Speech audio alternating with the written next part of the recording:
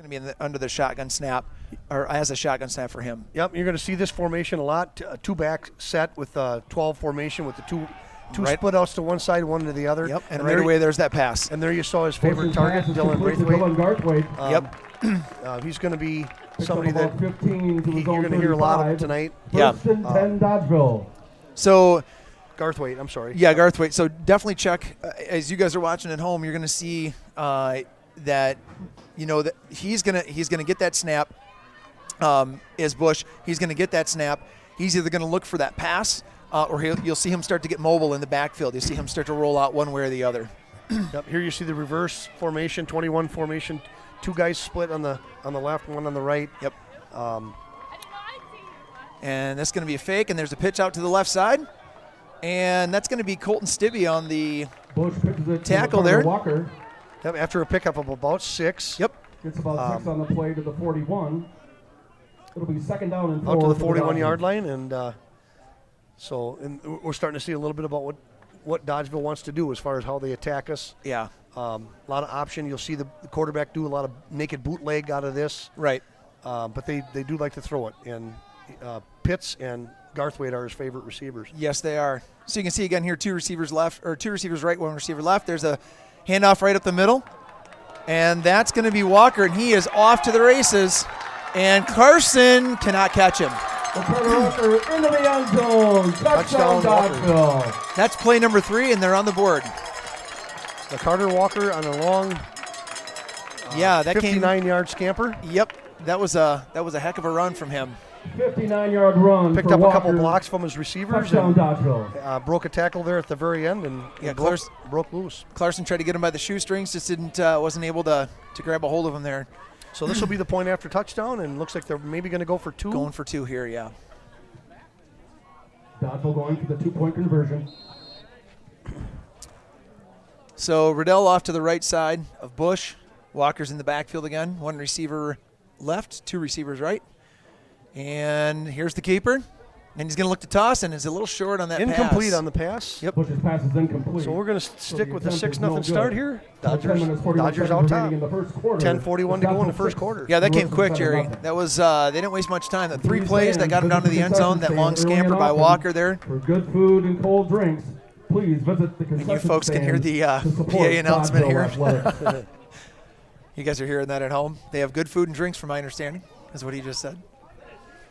Well, fast start for Dodgeville, but I will say this, Jerry. If you remember last week, Fenimore came out and struck first. Not quite this fast, obviously, but came out and struck first, and then that was about all they got. Hornets buckled down on that on defense and created some offense of their own. So we'll see what happens here on the kick return. I'm going to imagine that's going to be probably Ellenson, and it looks like Lewis and Bosworth back. Yeah, a little bit different formation than what we've been using the first 2 weeks. Yep. 2 deep instead of 3. Just a little different approach for our kick receive team here. And last week, like you said, we got down early, bounced back, and it was a different ball game. So hopefully that happens again tonight. Right. One thing that I was noticing with the Viroka game for Dodgeville's kicking game, not real strong. You're not going to see this one, get driven into the end zone, let's say. And the Hornets are hoping to use that, take good advantage of that, get some good field position. Brock Lewis and Sam Bosworth back deep for the Hornets. So here comes the kick, and it looks like it's going to be and it's going to be Bosworth, and he's going to fall on it. That's the right decision. Yep, that's a live ball. And, good play by Sam to get on it. Yep, we'll take over there at the 25-yard line. All right, just ahead of the 25. 25, first and 10, Richland Center. So let's see what the Hornets come out in an offensive set here. Dodgeville's going to probably give us that 3-5 look. I was just going to mention that. Yep. So they're going to have three down linemen, 5 linebackers. Coach Troxel was talking about, kind of using our speed against that Dodgeville line. So we're hoping that becomes the case. You're going to see that, hopefully that Hornet offense start to get some yardage together really quick. And here comes the handoff up the middle, and that's going to be Hillers who's going to break free. Still got the legs driving. Yep.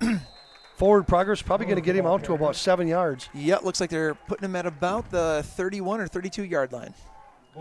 So second and a long 3.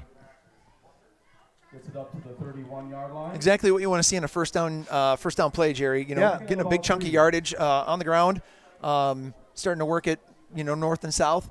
Dodgeville had somebody get in the backfield right away, but Hillers kind of shed that block, made some room, got himself up the field. Yeah, he made that first guy miss. Had a lot of penetration there.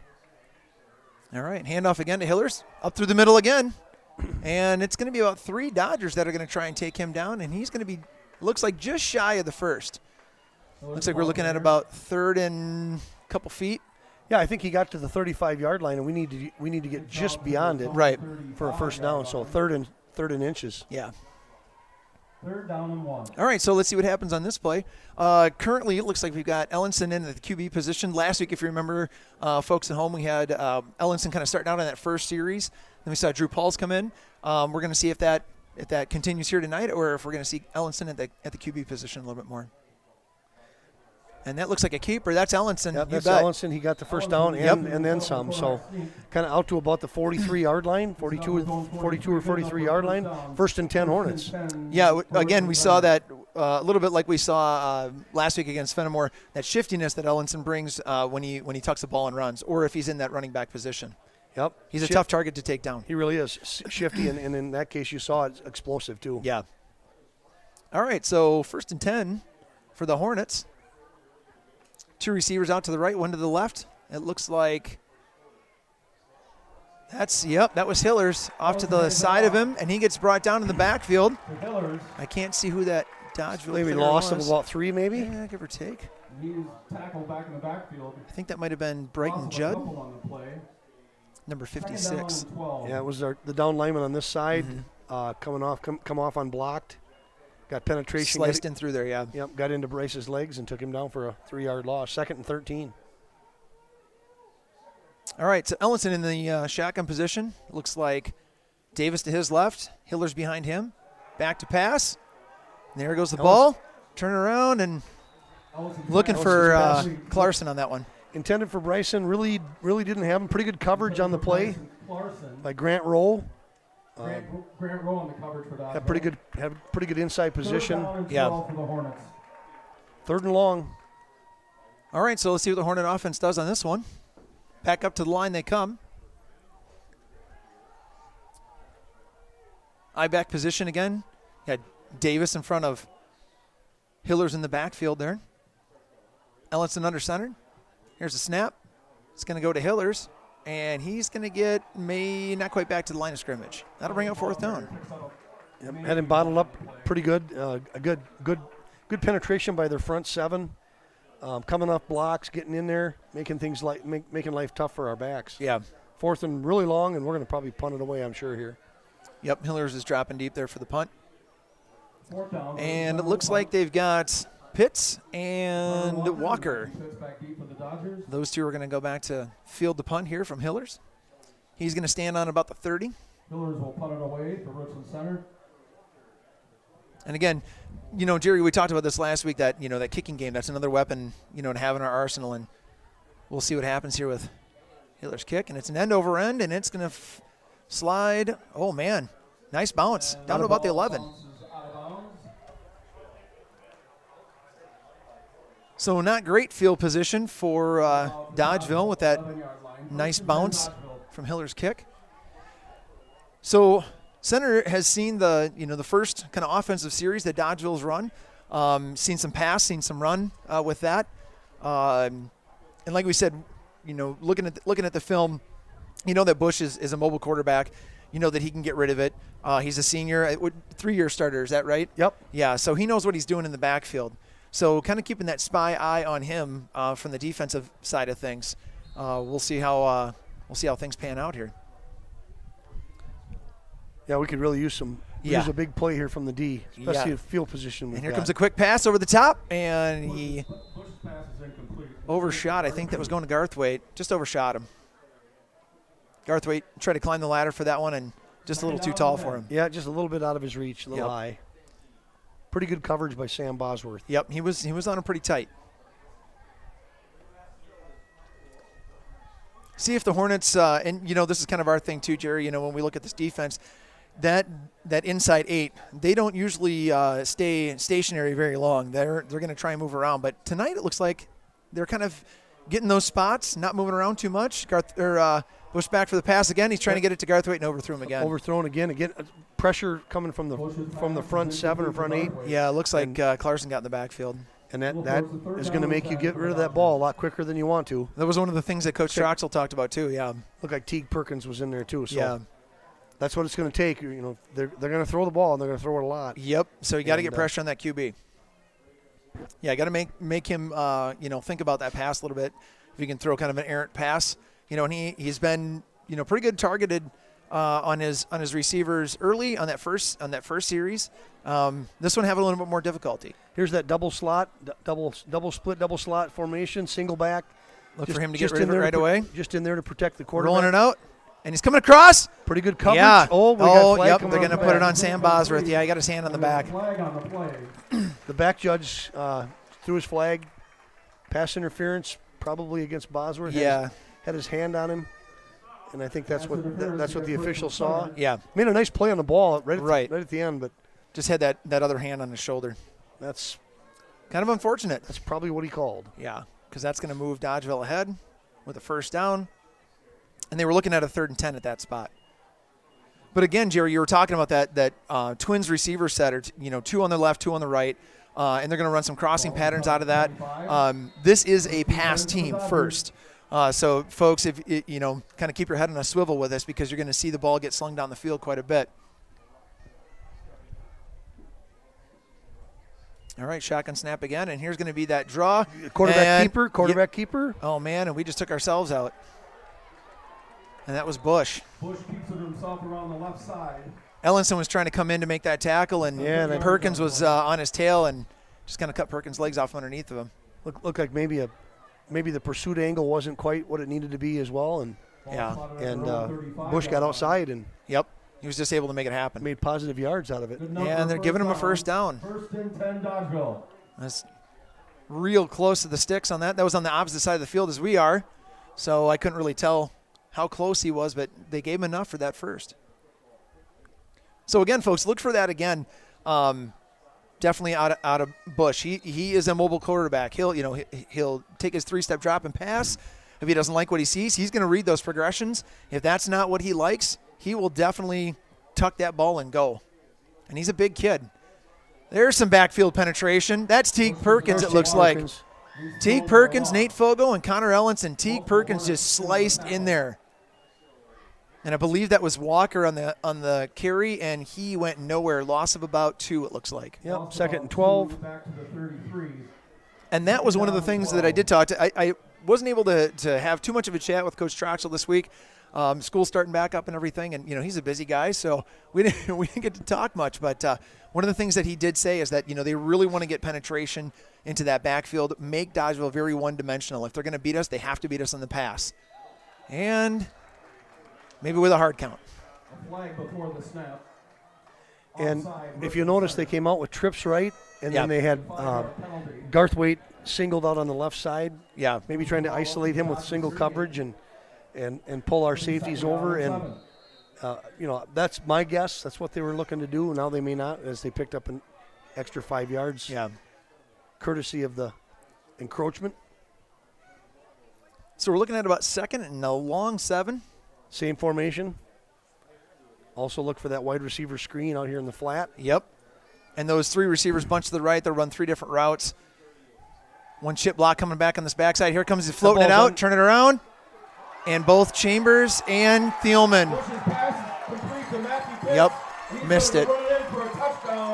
Touchdown, Dodgeville. So out of that trip set to the right, they ran kind of a 3-receiver route out of that. One receiver comes in, takes 1 step, does a chip block back.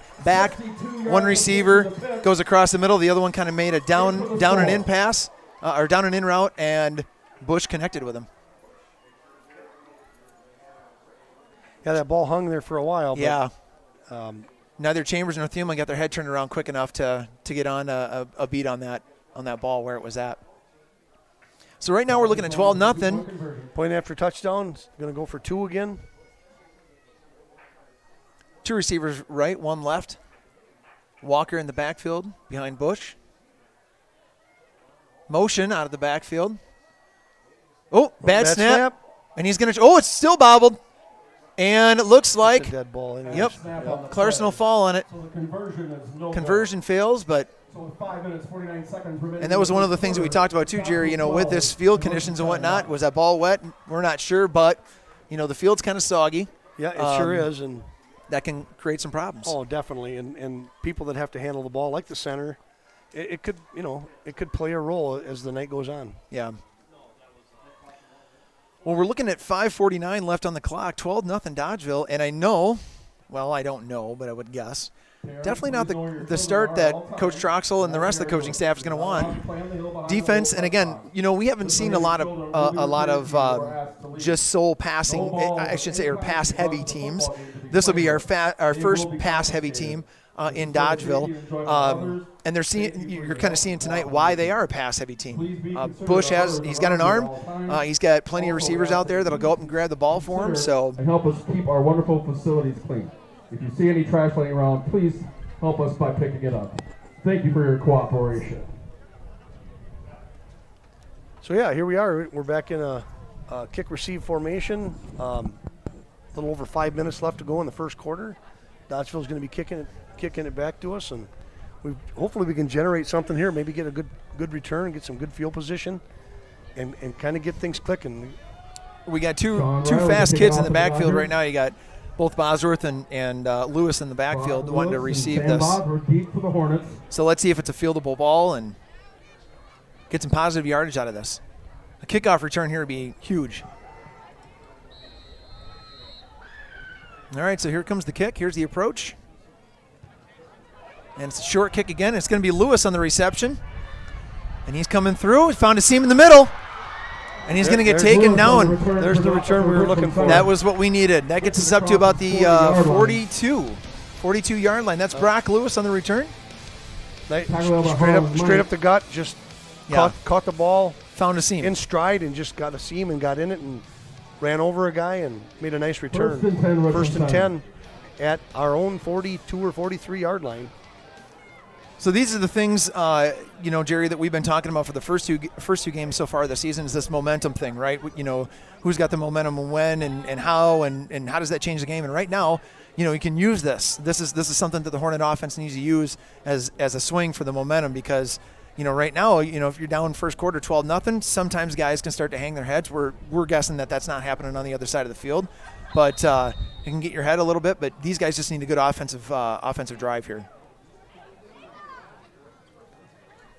Ellenson back under center. He's going to keep it and roll out. Oh, and there's again. We talked about the field conditions. Went to cut back against the grain and his feet left him. Didn't have anything there, and he had a couple Dodgers. Yeah, a couple Dodgers waiting for him there too. Yeah, that's again. You know, it's really hard telling. You know, we're up here in this booth. It's dry and nice up here. Yeah, it is. And I tell you what, on the field down there, it's a whole new thing. You know, I'm even kind of seeing in the middle of the field a little bit of that wear already, and we're early here in the game. Hillers goes up the middle, but gets met big time right up the middle.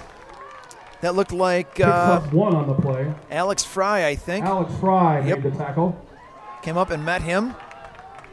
Now we're looking at 3rd and about 12.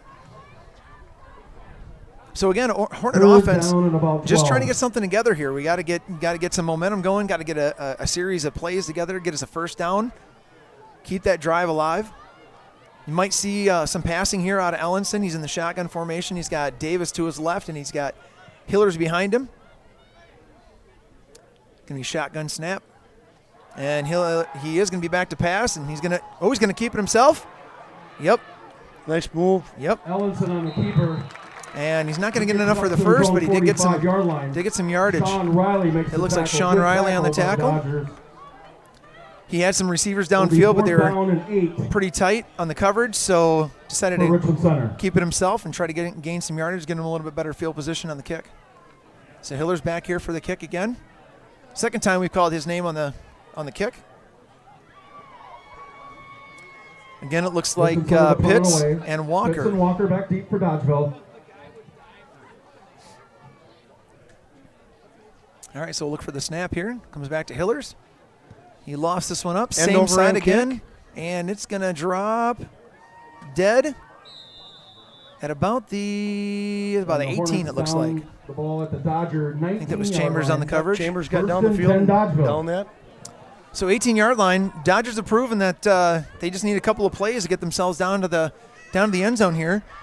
Looking for a defensive stop. We've hung our hat on the defense many a game, and we're hoping that we can do that for this game here too, because we're going to need them to step up big time. Yeah, we've definitely been struggling thus far with the pass defense, and obviously the big penalty that we picked up on 3rd and long. Right. With the interference, that gave them new life, and then, of course, the long bomb for the touchdown. So right. It's definitely something we're going to have to adjust to and get stopped here. Shotgun snap again from Bush. I don't even know if I have to say that. That's all he's going to do. And he's going to roll out this side again, looking for a blocker up front. And that looked like Cole Brenninger. Was Cole Brenninger on that one? I think you're right. Yep, Cole Brenninger. On the left side. And I think Aaron Davison there with him too. Yep. So Brenninger and Davison on the tackle. He lost about a yard on the play. Yep. Lost a Second yard, down and picked up 11. 2nd and 11. And that's kind of pursuit we got to have, Jerry. You know, I mean, if you're looking at that, those are the things. If he's going to be mobile and Bush is going to try to run, you know, and he's going to run outside mostly. He's not going to usually run an up the gut kind of play or anything. So you definitely have to keep your eyes on him. But if you can get that pursuit and get him down, that's helpful. 2 receivers right, 1 left. Motion out of the backfield. And a little confusion in the backfield, and that's going to be Clarkson. He's going to try and get him, and he's slipping away. And out of bounds. And I think that was intended for, looked like there was intended for Backup. Missed him out of bounds. So now it's 3rd down and 11. So this, again, Hornets got to come up with a stop here on defense, staying away from the penalties. Again, folks, you can see with Bush, Clarkson had him almost dead to rights on that one. And he's a slippery kid. He's been at this position for 3 years, knows what he's doing back there. He's mobile, can sling the ball down the field if he gets into some trouble. Yeah, and again, it could have something to do with the slippery field big time, but we're kind of leaving our feet as we're making contact instead of driving through the person. Right. Keeping your feet and tackling the guy a foot or two behind where he is. Sounds like coach coming out in you. Yeah. and that's what happened. You lose your legs, you lose your strength. Yep. So he's looking to pass again right down through the middle. There it is. A little behind him. Yep. Through behind. That was Rowe. Intended for Grant Rowe, yep. And I believe that was Alec McDonald on coverage on that one. So that's the 4th down stop, or the 3rd down stop that we needed to make the Dodgers come out here and punt. And again, remember, Jerry, we talked about their kicking game. Not a strong kicking game. So who do we got in the backfield? I think that's going to be, is that Ellenson? I can't tell. It does look like I think it's Ellenson going to be receiving this punt. And we saw what he could do last week. Exactly. You get him in open space and you are in trouble. So yeah, they may be looking to kick the ball away from him. Right. I'm sure they got on huddle and saw what he can do. Saw a little bit of that. I'd like to see it again this week. I would too. This would be the perfect time to do it. We need a momentum snapper here, something that really gets us turned around. Kind of a short, high hanging kick. Yeah.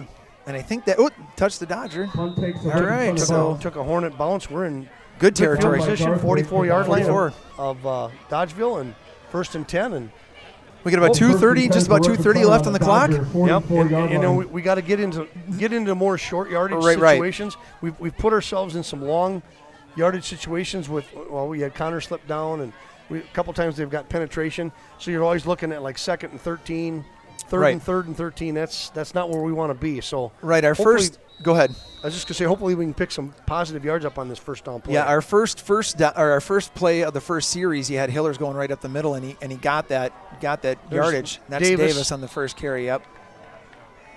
Gain of about 3, it looks like 2 or 3, and that was a right up the middle play. That was that power back formation. You had 2 backers up, 1 backer back. It was a quick handoff to Davis. Yeah, he picked up a couple of positive yards. Looked like 2nd and 8. 2nd down and 7. Give him 3. All right. McDonald brings in the play. Hornets back up to the line. McDonald's going to come out here to the left-hand side. You're going to see, looks like Bosworth and I think Fogo up to the top side. I-back formation. Ellenson will be under center. You're going to see Davis behind him.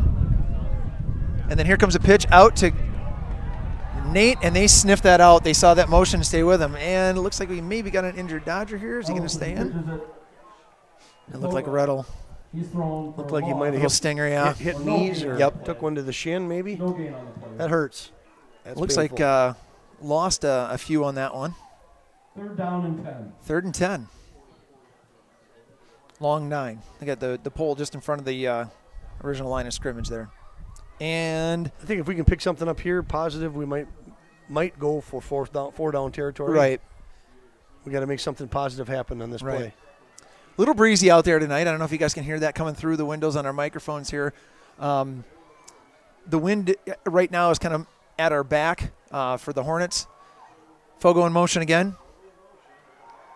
Ellenson looking to pass. Cross the mid. Oh, man, he overshot him. Ellison's pass is incomplete.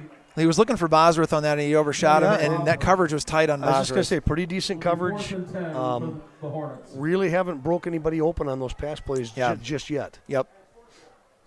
And it looks like Hillers is going to punt. We were hoping to, grab something positive out of that. Although, remember, last week, and those of you that watched last week, you know what I'm talking about. Yeah. So we'll see what happens here on this one.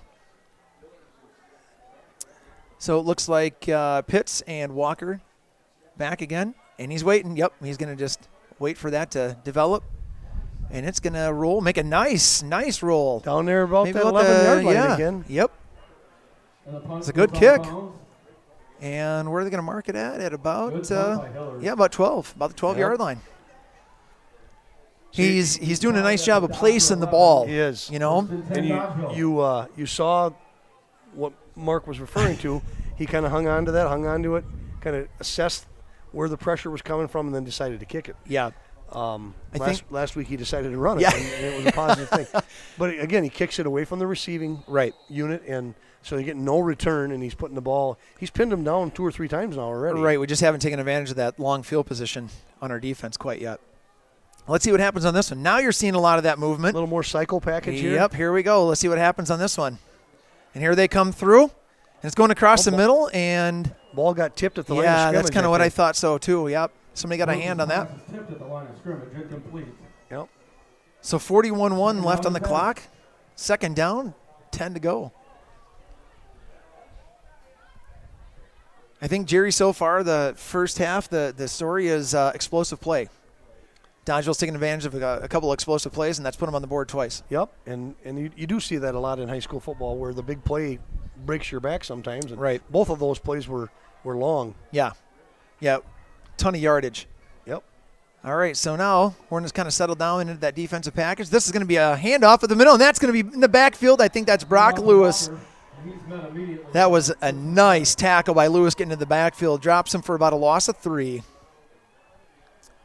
And we got about 25 seconds left on the clock. I'm wondering if they just let this thing run out.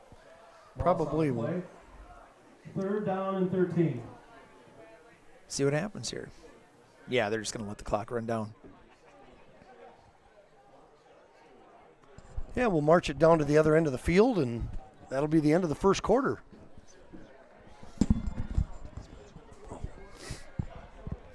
All right, clock runs out in the first quarter. We're looking at 12-0.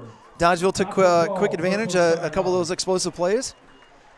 Want to break real quick to our first half sponsor, We would also like to and thank that's Dodgeville Vitesniks Police Department and the of Dodgeville Richland Rescue Center. Squad for their coverage tonight. So stick by Thank for you a so word much. from them. Hi, I'm Garrett with Vitesnik Power Sports, located right here in Richland Center, Wisconsin. We offer everything from ATVs, UTVs, dirt bikes, boats, side-by-sides, sales, service, parts, finance, all under one roof. We've been serving the area since 1974. We've been a proud sponsor of the Richland Center Hornets for many decades, and we wish the football team great success this season. Hornet Football Summer Camps Incorporated proudly welcomes you to our live stream this evening. We are grateful to both school districts for allowing us to provide this service to a regional and national audience. Our organization is independent and not associated with the Richland School District. Any discussion in the live stream does not necessarily reflect the views of the Richland School District.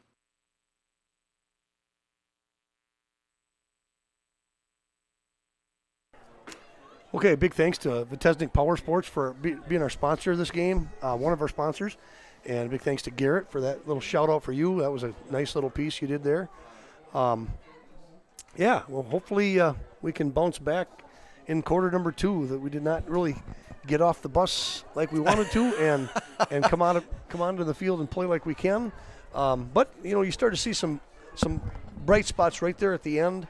I think our defense has kind of made some adjustments, starting to take away some of the things that hurt us early in the game. So hopefully they can adjust. We might make a big play. Again, you saw what a big play can do, and we're definitely capable of those as well, both on special teams, offense, and even on defense. So you might see the big play happen on this side of the football. So we've got them pinned down deep here. 3rd and long. Be nice to get a stop right here. Yeah, I mean, these are one of wthose things, where we can't let those be the straws that break our back here, so let's see what happens here on this play. Oh, man. Bush is going to get – oh, nice job. I think that was Alec McDonald that got in and got a little hand on that pass. Bush got labeled as soon as he got rid of that ball. It looked like Perkins, and I couldn't see who came through on the other side. I want to say it was Clarkson, but I'm not 100% sure. Yeah, I think Teague Perkins picked right up where he left off last week. He's starting to make a name for himself in that defensive front, and you're going to have to account for him week in, week out, because he's come to play, and that's great to see. Sophomore, which is also great news.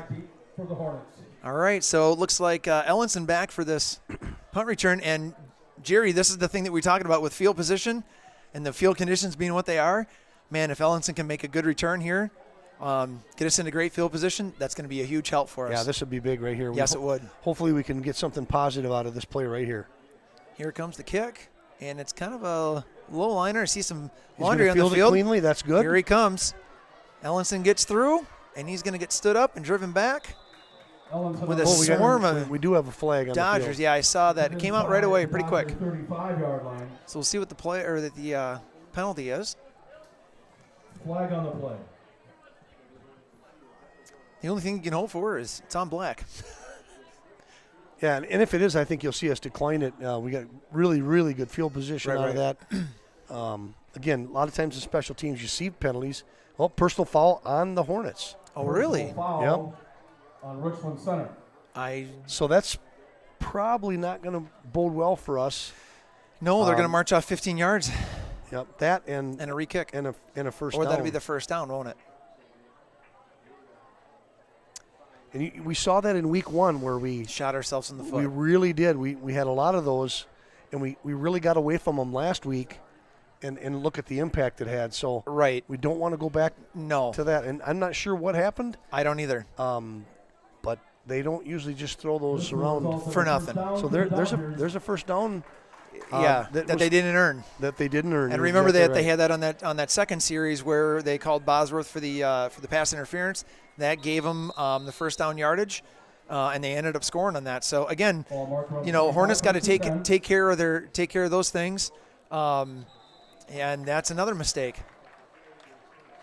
That hard count is drawing some of our defenders who are, they're hungry. They want to get into that backfield. We get that. It's just that discipline, and coaches over there, especially defensive line coach, Dave Darling is not going to be happy about that. And he'll let his players know, coming into halftime, watch that ball for the snap. Don't listen for the cadence. Watch the ball for the snap. 2 receivers right, 1 left. It's going to be run up the middle by Walker, and he's going to get drugged down. I'm not sure who got sliced in there on that. That looked like Brock Lewis. Either that or Bryson Clarkson. I think both of them, yeah. Both of them got in there. Yeah. I think Lewis grabbed a hold of him by the jersey and kind of held him up there, and then Clarkson came in to clean up. So no gain on that play. 2nd and about 5. Yep.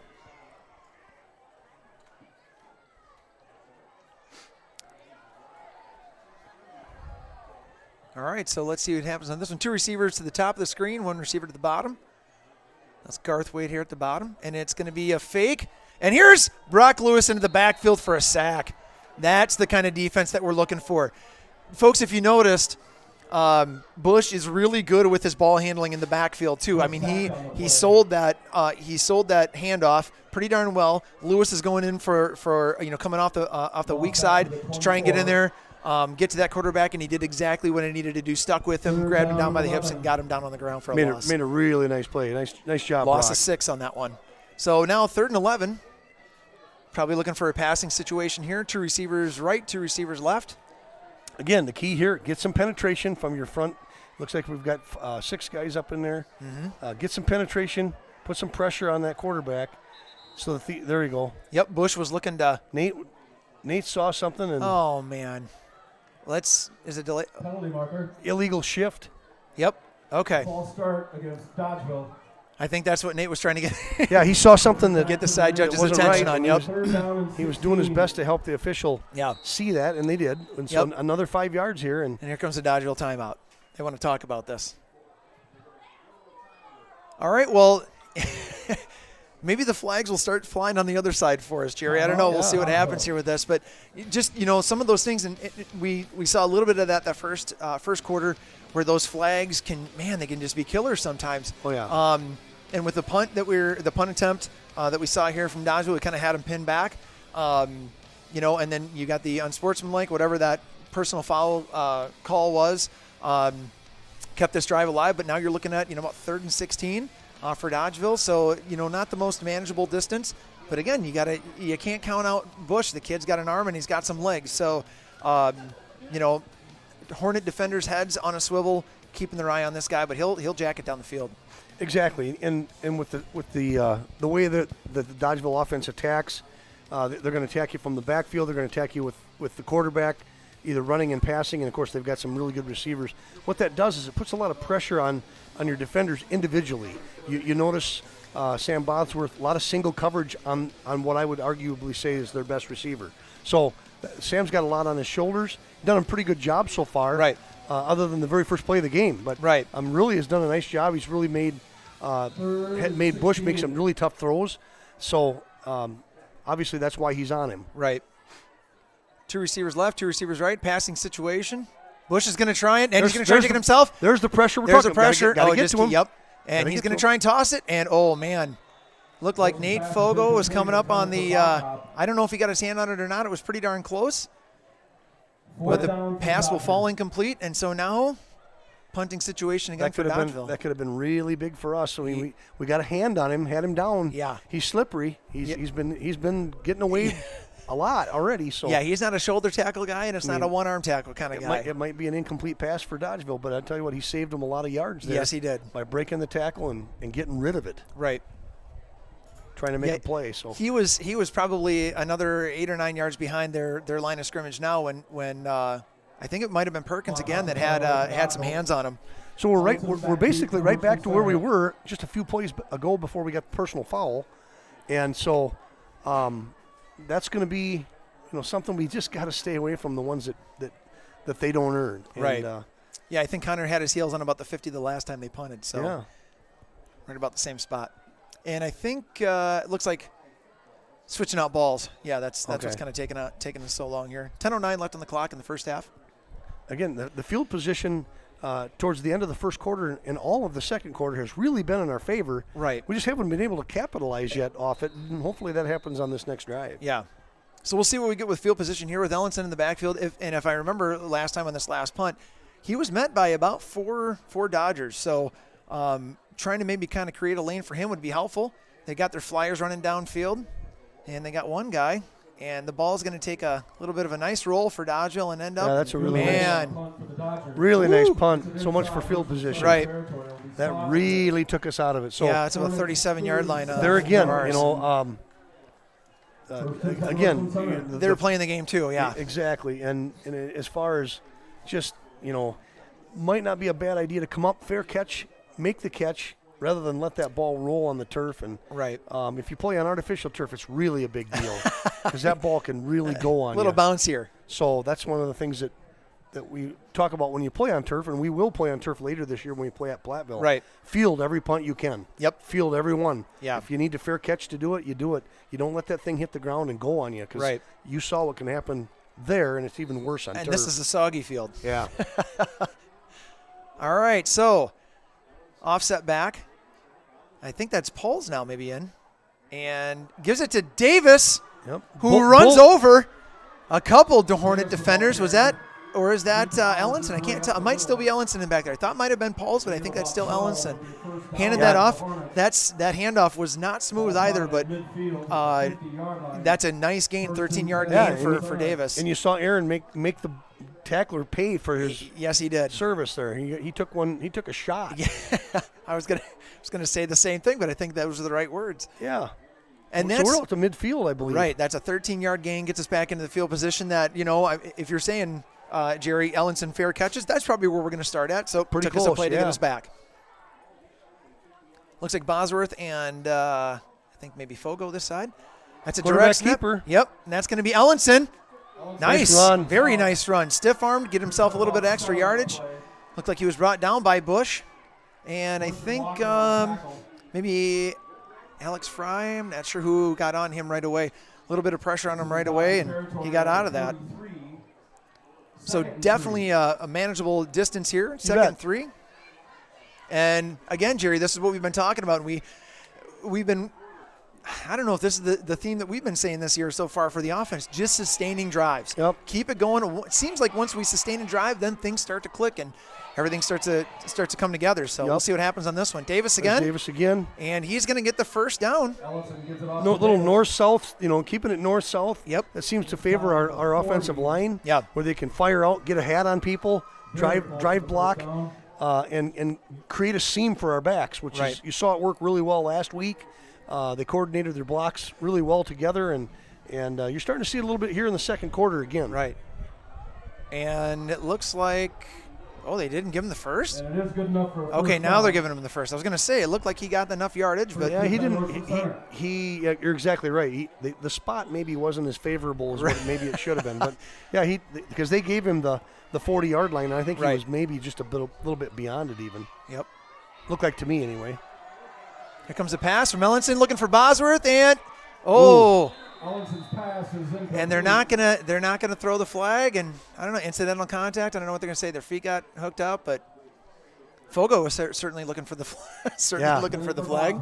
Yeah, well, they definitely got tangled up and went down, and and I'm again no rules expert on this, but I'm wondering if the defender had his head turned looking for the ball, feet come together. Sure, they're probably not going to call that. All right, so 2nd and 10 after that pass attempt. And they got everybody in tight except for Bosworth, split out to the right bottom of your screen here. I think that's Lewis on the top side. Hillers is not going to get anything on that. Loss of 3. Nothing. And again, the idea, start with that pass, try to loosen that defense a little bit. They're rolling a lot of guys into the box. And 8, maybe even 9 guys at times up in that box. And we're going to have an injury timeout. It's really hard when you're playing a numbers game to get a hat on all those people, and they're getting penetration. Yep. And it's really making it tough for us to get things going. Yeah, and this is one of the things that I was able to kind of talk to Coach Troxel about, is he wanted to make this a run game because, when it's wet out, and as far as I can tell, Jerry, I think the rain, I think the drizzle and rain has kind of stopped right now. Yeah. So, which does help out a little bit, but if you can establish that run game, it also opens up the passing game too. And right now, we're just having a little bit of trouble kind of getting that run game going. And you and I both know, if we're looking at film, we know Dodgeville's looking at film, and what are they looking at? They're looking at who are the runners for center, and obviously they're going to key in on Hillers. They're also going to key in on Ellenson if he keeps that ball. Sure. So, they're doing their homework too. Absolutely. And it's paying off for them. With huddle and all that stuff. Right. It's a lot easier to do than it once was. And right. So, yeah, you have a pretty good handle on what you're going to see, and we do too. And sometimes it's just about who comes out and executes the best. And kind of that chess game. Yep. So we got 3rd and about 13 or so, I would say. Yep. 8:04 left on the clock in the half. 2 receivers right, 1 left. Looks like Clarkson at the top of the screen, Fogo and Bosworth at the bottom. Ellenson's going to keep it. He's going to try to get the outside, and man, oh man, that was Pitts who came up. He wasn't fooled by it. Kind of nice open field tackle. Yeah. He was sitting in that zone coverage and found his guy to get a hold of. That's a textbook tackle. He come up low, got into his feet. Hornets. So we're in a position here, 42-yard line. Probably going to go for it in this situation. Yeah, we could punt and pin him down again, but right. I think we're going to go for it. I think we got something. Looks that way. Lewis is going to be the top of your screen. Bosworth to be the bottom of your screen. Hornets to go for it. And it looks like Fogo's in that slot position. 4th and 12. All right, so let's see what happens here. Ellinson's going to be in shotgun formation. He's dropping back, sending some pressure, and here comes little there hook we and go. ladder. Little hook and ladder. That's it. Nice job. Holy cow. Pulled that one out of his book. There we go. The Hornets. Holy Little cow. hook and ladder. You saw the hook pattern to Nate Fogo? Fogle with Bryce or Yep, yeah, Bryce Bryce Hiller's Hiller's on the coming way around the by. outside. Little pitch pass. And then Yeah. nice little stiff arm at the end. For Yeah, good Hiller's time for it. Good little time for it. exclamation point on the end of that run. We definitely needed that. Definitely needed that. And it looks like we're going to have another Dodger timeout. Timeout Hornets. Oh, no, wait a minute. Oh, I I'm was gonna sorry. say- No, you Yeah. were right. This guy You down were right. side judge said timeout Dodgers. The head ump said Hornets, and then he Yeah, he said, no, wait, changed- wrong guy. He changed his direction quickly. It is a Dodger timeout. So looks, that's two looks they to me burned. like 1st and 10, just outside the 10. So it's not 1st and goal. Just outside the 20. Oh, it's just outside the 20. outside I'm the sorry. 20, yep. I'm in the wrong place Yep, here. that's all right. No, you're in the right place. Just saw the wrong thing. Yeah. So 1st and 10 at the 20. And again, Jerry, we talked red about the zone. sustained drive thing, right? And we had to do that. So you're looking at a 4th and I think it was 4th and 12. You get that first down, it sustains the drive. Yeah. Again, gets that momentum rolling. So taking advantage of this, we'll see what happens when the Hornets come back out on offense after this Dodgeville timeout. And again, it's just keeping that stuff rolling, keeping those things going, making those positive yardage plays, staying away from the penalties, all those fundamental things that we talk about that the coaches drill into them every single week. It's what you just said just a little bit ago, execution. Who's going to come out and execute? And we've thrown the ball deep. Most of our pass plays, we've tried to stretch the defense a little bit because they're rolling people into the box. Stretch the defense. We've thrown it deep, unsuccessfully. But you got to keep them honest once in a while. Right. You got to throw that so they know you're going to do that. But I do like that the safeness of that little route that Nate Fogle just ran. Right. Throw that ball underneath. Maybe we need to do that a little bit more. Little 6-7 yard pass. because it's safe and it's effective. Yep, here comes And that was Hillers a up the good middle. play. And here he keeps Oh, going. There we go. That's the kind of running that we've been looking from Bryce. Picked He up- kind of did that this first play. Picked up almost all of it. Yeah. I think he looks like about second in inches. I don't think you can put yards in on this one. Second and about 1.5 feet. Yep, nice run up the middle. Very blocking. good. Got his shoulder down, Come on, ran over line. people again. Got to get that line to fire out here. Yep. Good push from the line, and you're going to see a first down here. All right, so it looks like Bosworth and Fogo on the right, Lewis to the top, and it's going to be Ellenson with the keeper. Man, just got his legs out from underneath him. Thought he was going to take that one into it. Yep, now we're looking at 1st and goal. So Ellenson with the keeper on that one. And Ellenson and Hillers last week, Jerry, got us, I think it was about 375 yards of offense between the two of them. Yeah, they really took over, especially in that second half, Yep. second quarter and second half. Right. Ellenson giving it to Davis, but they're going to call the play dead and flag on the field. Usually that's a procedure deal. Penalty marker. And they're going to call offsides. Encroachment All right. on the defense. We'll take it. Somebody lined up in the neutral zone because they blew that baby dead Right away. Yep. Somebody was in the neutral zone, and that'll move her half the distance to the goal. We're looking tight. Looking pretty close to that goal line. Looks like we're on about the 2 or 3 yard line. Might see a heavy dose of Aaron Davis here. Yeah. Possibly quarterback sneak. Yep. With Ellenson, so we got Keeping lots it of- on the ground. Just going north-south, and not getting cute here. We need points. Yeah. Yeah. Need to punch this thing into the end zone. 3's not going to do it. We need to get 6. Gives And it it's to going to be Hillers. Hillers, and he is, Close. oh, man. He's close. If you look at the side judge, Yep. where he's standing by that pylon. Yeah, I think he's got about 3 blades of grass between his shoe Yeah, and the pile. that's about it. Second and goal. Goal from the Dodger one. All right.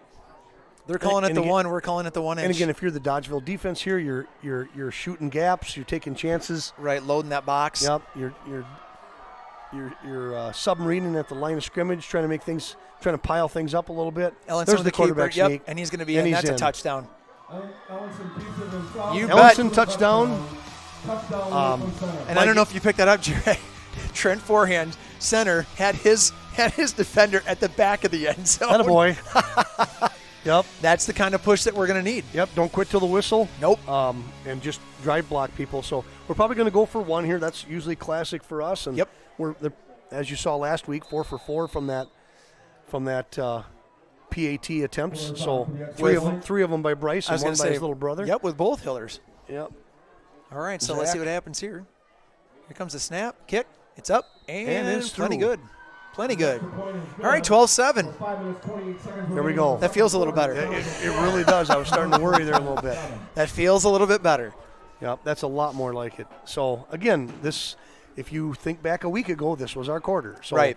We made a big-time stride in this quarter and then held on in the second half. And so this might be our quarter. And we're hoping it is. I'm kind of looking forward to seeing those.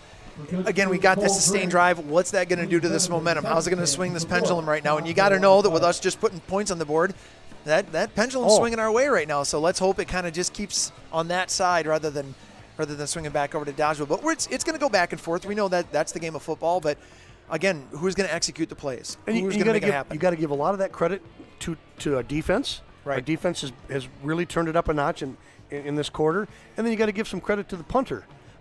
Bryce has been able to pin these guys down time and time again, and then let our defense go to work. And right. So field position led to that score, and we had it at the end of the first quarter, and basically all this quarter.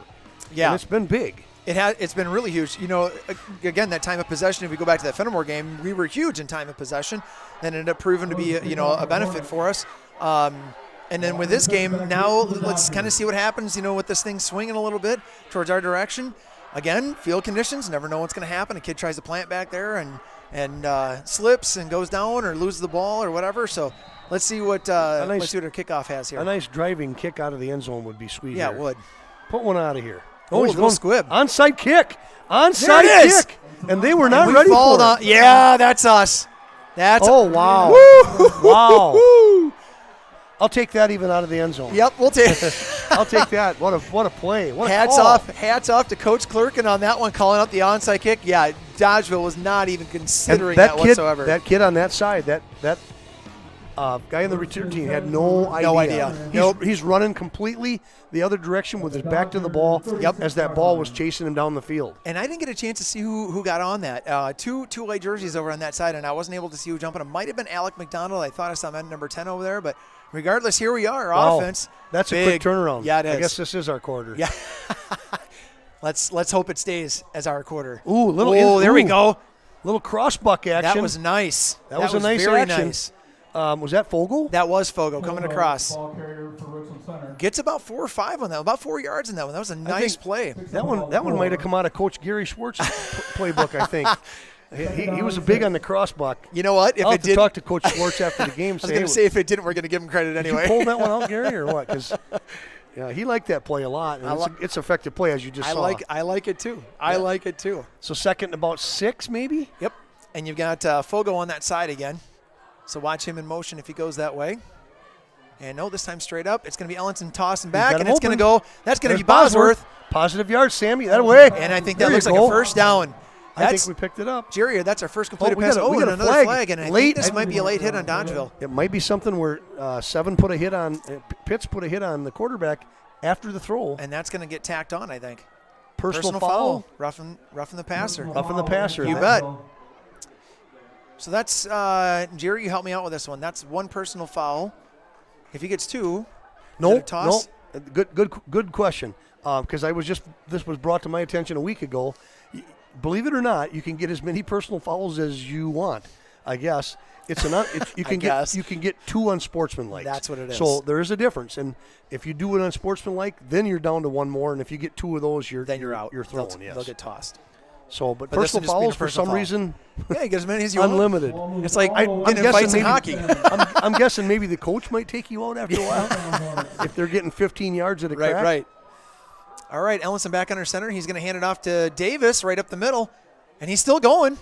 Good run by Aaron Davis. Yep, keeping those legs churning, straight ahead, north-south, taking advantage of that line surge. I was just going to say that too, Jerry. That the line looks like they're kind of coming alive now in our offensive line and kind of getting that pushing those black jerseys back, seeing that wall of white moving forward. Yep, Trent forehand, Tyler Brown in there in on that left side. Yep.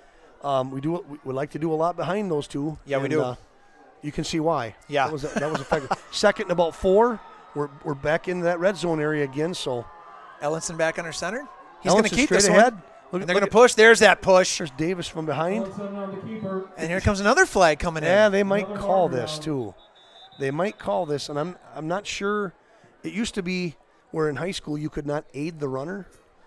Let's see what happens. You see it all the time in the NFL college because it's legal. But and Dodgeville is saying that they have the ball. But yeah, that's what that side judge is coming in. I'm going to say that's what he's going to call aiding the runner. And that was. Yeah.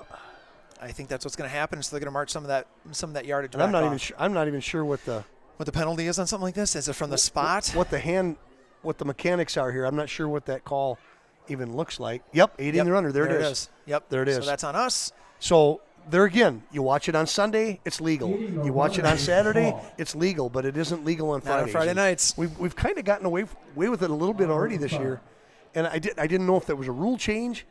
I do know that in high school football that was the rule for a long time, so I'm sure it still is. Looks like an aiding the runner call. Yep. And I'm not sure what the yardage will be on. What happens on this if it's a spot foul? Is it a loss of down? Probably not a loss of down, but it looks like they're marching off. Looks like 10 yards. Wow, maybe like 15. Maybe 15. No, I think that might be 10. Okay. Oh, maybe it is 15, Jerry. I think you're right. I think it was 50 because we had about, 2nd and 1? 15-yard penalty and and we get the down. We still got the down. But yeah, that's a 15. That's costly. Yeah, like but you're right, Jerry. That's the first time I've seen it happen. It's great in rugby, but it's not. And I'm not sure it should be a penalty, but I know it is. And unfortunately, I saw him do that. And I'm like, I hope. Yep. And then that flag came out. Yep. Yeah. That's why we're up here not wearing stripes. Pitch out here to Hillers. He's going to try to get to the outside now. He's cutting back in, coming back the other way, and he's not going to get much. Dodgeville had that sniffed out big time. That's a big loss there. Yeah, Hillers tried to break it out to the left, and it got closed up, so he tried to bring it back into the middle, and blocks were just not sustained, and he got caught in the backfield for a big, big loss. 3rd and about a half a mile right now. Yep. You know, something to keep in the back of your mind. I know this is definitely 2-down territory. However, with the kicker that we've got, you might actually consider it the way he's been kicking the ball tonight. And right. We make some positive yards here. Passing situation. Ellenson's rolling out to the right. Passing. And that's nice Nate Fogel. Nice and catch. He's going to get right out at about the 21. Actually, that's probably like the – is that like the 16? Oh, I'm sorry, 16. Sorry. Yep, 16-yard line. Again, you're looking at about here's a tough call for Coach. You can go for it because it's 4-down territory. We got laundry again. Oh, I didn't even see the flag. No, I didn't see it. Okay, so he was just starting the clock. 4th and 16. 4th and 16. No, they are calling a penalty. Oh, they are. Was it holding? Holding call. I don't know who that was on. Didn't see it. Again, I don't know. I mean, I wasn't really looking at the line. I was watching Ellenson roll out to the right, but so now holding, and I think Jerry, the holding call becomes from the spot of the hold, right? Yep. Yeah, so this can, and you can see the side judge. He's over there at about the, looks like about the 35-yard line. So it's going to be 10. It's going to be 10 yards from there. Yeah, and we're going to end up probably punting this thing. Well, we don't lose the down, so it's still 3rd down. Oh, yep. Should still be 3rd down. Good grief, this is half of Iowa County. But we've got, it's basically 3rd and goal from the 45, or pretty close to it. Yeah. It's not quite goal, but. Yeah, we were on the about the half-yard line. We need another one of those hook and ladders right goodness. here. We need something. Penalties, we're just kind of shooting ourselves in the foot here, and Ellenson's going to wind up, toss it down the field. Yeah, he had both. I think he was targeting Lewis on that pass, and he just threw it behind him. Yeah, so now you're probably going to punt the ball. Right. Probably. Let's see, we got 2:55 to go in the half. Yeah. We'll see. We never know what. Coach might have something up. It looks like the punt team coming out here, though. Punt here. So, Jerry, the Achilles heel of our first game was flags. The Achilles heel of our third game seems to be far flags. It is, and you know that aiding the runner penalty really hurt because that backed us up first. We had such positive yards. Even if he doesn't aid the runner on that play, we're going to get positive yards, and we're deep inside the red zone. Yep. Probably going to get something good out of it. And man, that was a 15-yard penalty. That really hurt. Right. Hillers kicks this one. It's going to end up going. Oh, there's the flag. There comes another penalty. Yep, and I think that one's going to go against Dodgeville. And we have another flag on the play. I'm pretty sure that one's going to go against Dodgeville. You. Hand behind the head, Jerry. Is that ineligible downfield? Oh, that can't be on it. Let's see what happens here. No, Personal foul against Personal Dodgeville. Personal against foul. Dodgeville. But again, remember, folks, we told you, get as many as you want. Yeah. Coach might not be happy, but you get as many as you want. The thing that it's going to help us with is field position. It's going to back Dodgeville up. 15 yards a pop, so they do add up, and we found that out in our game against Wisconsin Dells. Yeah, we did. It really hurt us, and we weren't able to capitalize on all the bad snaps that they had. Right. Because they had a ton of them. Yeah. And like I said, it ended up costing us in the end. So you really do got to play smart. I don't know what this kid did on this play here. Nope, I'm not sure but either. it came out right as that ball was kind of rolling dead. Yep. So We'll see where they spot the ball. And we got the side judge coming in here now. Got a coaches or a roughing conference on about the 25-yard line. So we're going to see where this ball ends up. I thought it was going to be behind. Or does that? Oh, are we redoing the play? I still see fourth down on the down counter. And So yeah, the question is it a Okay. post possession foul? Right. I think it was. it was. Yep. So now they're So they're switching. going to everything. mark it off, and it should be Dodgeville ball. Yeah, it looks like deep they're at in about their the own territory. 11, about the 11-yard line. All right, so 1st and 10 for Dodgeville from about the 11. Hornets back on defense, and again, kind of a penalty-plagued first half so far. 2:48 left on the clock. If the Hornets can capitalize here on a loose ball, interception, something, there's going to be a run up the middle, and he's going to get tripped up. And that was Walker, I believe, on that run. Ball carrier No, yep, Walker on the carry. picks up a couple, maybe two. Second down. So 2nd and 8. Clock under 2:30 right now before the end of the first half. All right, one receiver left, two receivers right for Bush. Again, shotgun snap from him. Like I said, you won't see him under center probably at all tonight. If you see anybody under center for Dodgeville, it's going to be a different quarterback. Handoff up the middle, and that's going to be Walker again, and he's met by, let's see, that was Brenninger and Walker again, the ball carrier. Stop on the whistle. Stop on the whistle. Yep. We've had enough personal fouls. Yeah, we for don't one need any night more already. of that. I want to say maybe Nate Fogo in on that tackle. Could be, and I know right away initially Teague Perkins had an arm in there. Yep, and slowed then him up a little bit. I thought I saw maybe Brenninger get in on that play as Yep, well. you're right. But Teague, I watched that. Teague stood his guy up, drove him back into the ball carrier, and then got a left hand on him. And Hornets going to take a timeout, maybe preserve a little clock here. We got a $1:44. We got 3rd and 8. So that gives you time. It does. Get a stop here again. Incomplete pass would be really nice. That takes hardly any time off the clock. It would. Except for with Bush, of course. And we've got some timeouts, so Right. definitely Yeah. they don't do you any good at home. And Right, so, 2 left on the clock. So yeah, if we can, again, the field position thing here, you've got the kicker, and you can't forget that because Right. he's really good. Yep. So, if you came away with 3 points, if you could tell me right now that with 1:44 to go, we're going to get the ball back and come away with 3 points, I'd be thrilled with that. I really would. And it doesn't mean that we wouldn't like to have more than 3, but I'd take it. It's the way things have gone this half. It would be like a great momentum builder going into the halftime. yeah, I mean 12-10 is a heck of a lot better than 12-7. I mean 12-10 gives you a one-score game. 12-7, that's you got. I mean it's still a one-score game, but a field goal won't do it for you. Yep. And so you never know. I mean, we had that last week where Connor took it to the house right before half. So I'd take that too. Well, yeah. I mean, I'm not going to complain if he takes one in for a TD. I won't say a darn thing about it. Well, I'll say something about it, but it won't be bad. All right, so 3rd and 8. Got to get a stop here first. I don't mean to put the cart ahead of the horse. We got to get a stop. Absolutely. 3rd and 8, and we've been doing a good job on these. So Yep. We'll see what happens here. Here's going to be pitch to the outside. got to come up. And Got to come up. Walker's and tackle. coming back inside, and here comes a swarm There of we Hornets go. led by Bryson Clarkson. There we go. And Connor Ellenson in to help clean up as well. That's exactly what we to get needed. white jerseys to that football. 8 seconds off the clock, and Looked then like he that's a lost big a help. yard. Clarkson. At least one. Yeah. He's almost back to the original line of scrimmage. Yep.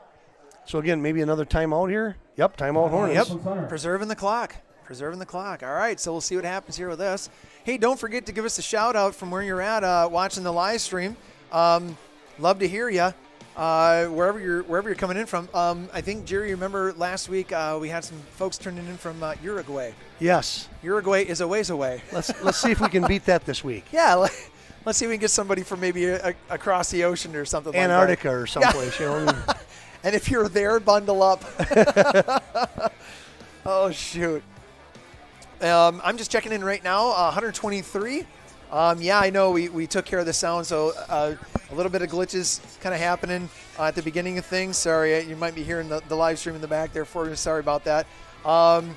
Yep, so we got the sound, so hopefully we got all that taken care of. Kevin and Andrew, Dora, and Jesse, thanks for chiming in. Again, folks, let us know where you're at. We'd love to give you a shout-out. Give you a little repping. Yeah, absolutely. For that Hornet Nation Let across us know what's the going on. country. Across the country. Love to hear from you folks. Keep it up. All right. Okay, so punting out of his own end zone, Dodgeville punter, and we've got Connor Ellenson just outside the 40-yard line. So, high snap. Yeah, let's see what happens here. We got off a over good kick. That was Field a good it, kick. field it. Ellenson. Get on it. And he's going to get taken down. Yeah, really good coverage. And I think that was Garthwaite. Yeah, that kid's an athlete. Yeah, well, a minute and a half to go. We can still make something out of this. Another flag on the play. This is getting really laundry happy tonight. Getting real yellow out here. And it's on the Hornets. It's on the Hornets. Legal block in the back. Backs us up again. So that'll likely tack on to what's already there. Yeah. Man, we just can't get her going tonight. Yeah, we're having a really rough time staying out of the laundry room tonight. Yeah. A little bit of precipitation starting to come back in again too. Yeah, we talked earlier about how they had kind of stopped for a little bit. The field was wet, but the air was clean, and now we're getting a little bit of rain coming down. Yeah. That's going to back us all the way up to about the 36. So if you remember the last time, we were at the 50, and then there was a nice roll, got them back to about the same position. Our first run, 13-yard gain from Davis, so let's see what happens on this one. Yeah. Again, we got $1:28 to work with on the clock. We got one timeout left. Actually, it looks like Davis is coming out to this right side. Lining up on the edge, waiting for a ball. Yeah, we're in a real hurry. We're really creating an uphill battle for ourselves with these penalties, and it's not helping our situation. Well, we got to clean that up. Yep. Two receivers right, one receiver left. I think that's Fogo and Bosworth to the bottom of the screen, and that's going to be Hillers with a run. There he goes. And let's see what happens with he's getting up right away, trying to get the ball back on the ground so they can run another play here quick. Yep. We got about $1:13 and counting. Bosworth and Fogo come out to the right. It looks like Clarkson at the top of your screen on the left. Hillers next to Ellenson in the shotgun. Gets a snap off at about $1:02. Oh, man. Fall on it. He got hit from behind. Yeah, he did. They blitzed that corner off that left side. Yeah, and I think that was Walker. Yep, Walker came off that back side. Got a hand on it. Hillers tried to come in and he tried to come in and cover or get that blitzer off the backside, and it looks like Hornets are going to take their last time out. Yeah, he came in off that backside almost untouched. It was Bryce that needed to come over and get a block on him, and he came in quick. I mean, Walker came in like a streak. Yep, so just over 40 seconds to go in the half. Third down, I believe. Yep. And about 9 or so. So got to get the first. Yeah, you Has do. to happen. And not only that, you're in a situation here, we kind of went backwards here with the penalty and stuff. So you wonder, is he going to play it safe? Has he got something up his sleeve? It's hard to say. I mean, we've kind of cost ourselves some field position with those penalties. Yep. So we'll see what happens right here with 40 seconds to go.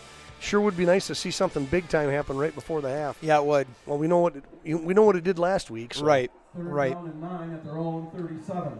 All right, so similar position here. Looks like this time Hillers is on the other side of Ellenson, but you got Clarkson to the top, Fogo and Bosworth to the bottom.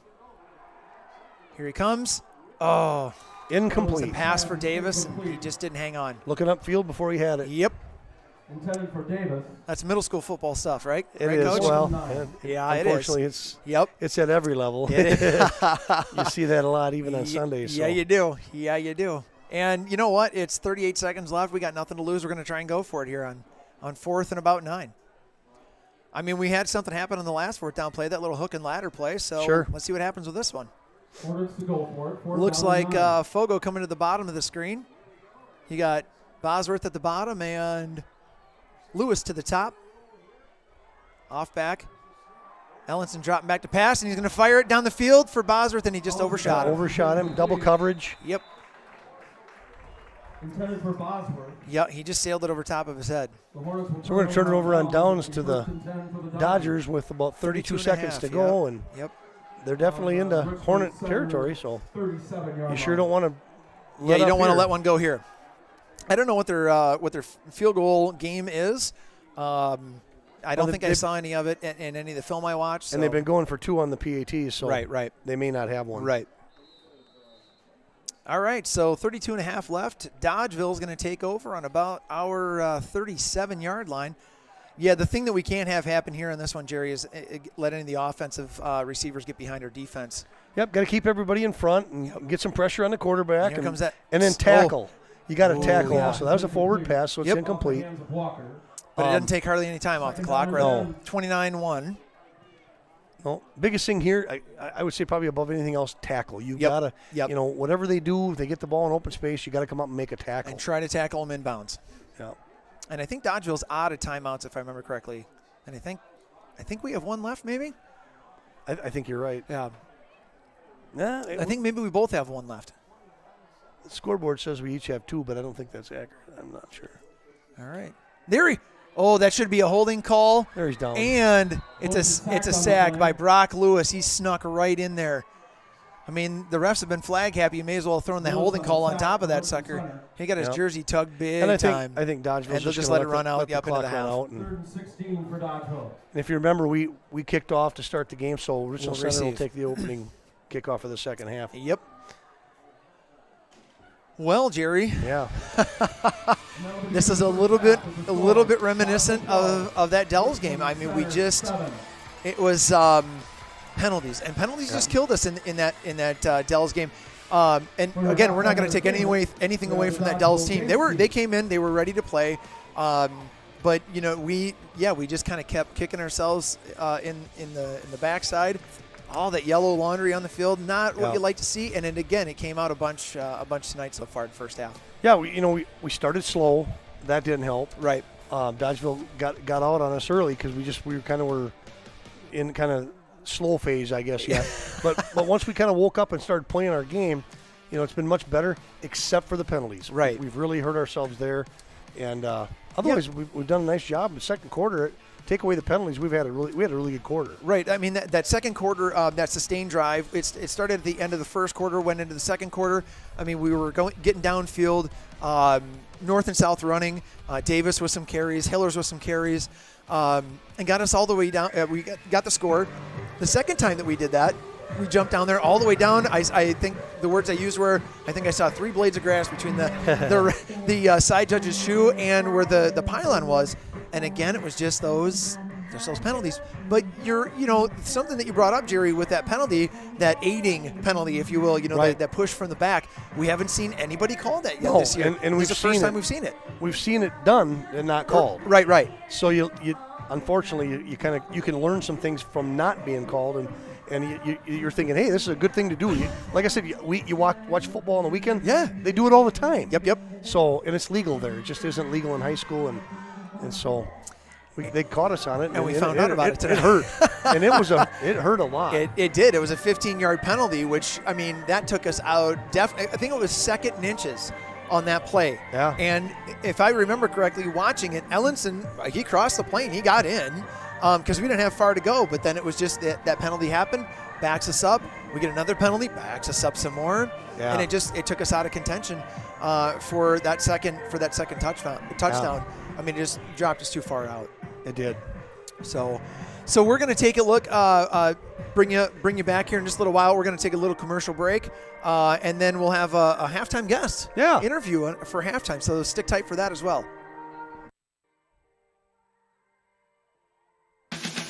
Hi, I'm Garrett with Vitesnik Power Sports, located right here in Richland Center, Wisconsin. We offer everything from ATVs, UTVs, dirt bikes, boats, side-by-sides, sales, service, parts, finance, all under one roof. We've been serving the area since 1974. We've been a proud sponsor of the Richland Center Hornets for many decades, and we wish the football team great success this season.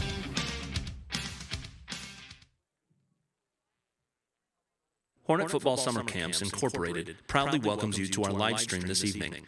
We are grateful to both school districts for allowing us to provide this service to a regional and a national audience. Our organization is independent and not associated with the Richland School District. Any discussion in the live stream does not necessarily reflect the views of the Richland School District. Welcome to tonight's contest. Our family is very thankful for the opportunity to bring our voice and everything that they've done in the off-season into your living room tonight. So thanks for tuning in, thanks for watching, and thanks so much for your support. From our family here at home to our bigger Hornet family, we're glad you're with us tonight. We're so thankful for the Hornet family. We view all of you as an extension of our family, and we're happy to be able to help provide a small role in being able to air this for our local fans and for those all around the country. Hornets black and white. Come on, Hornets, let's fight. Go Hornets!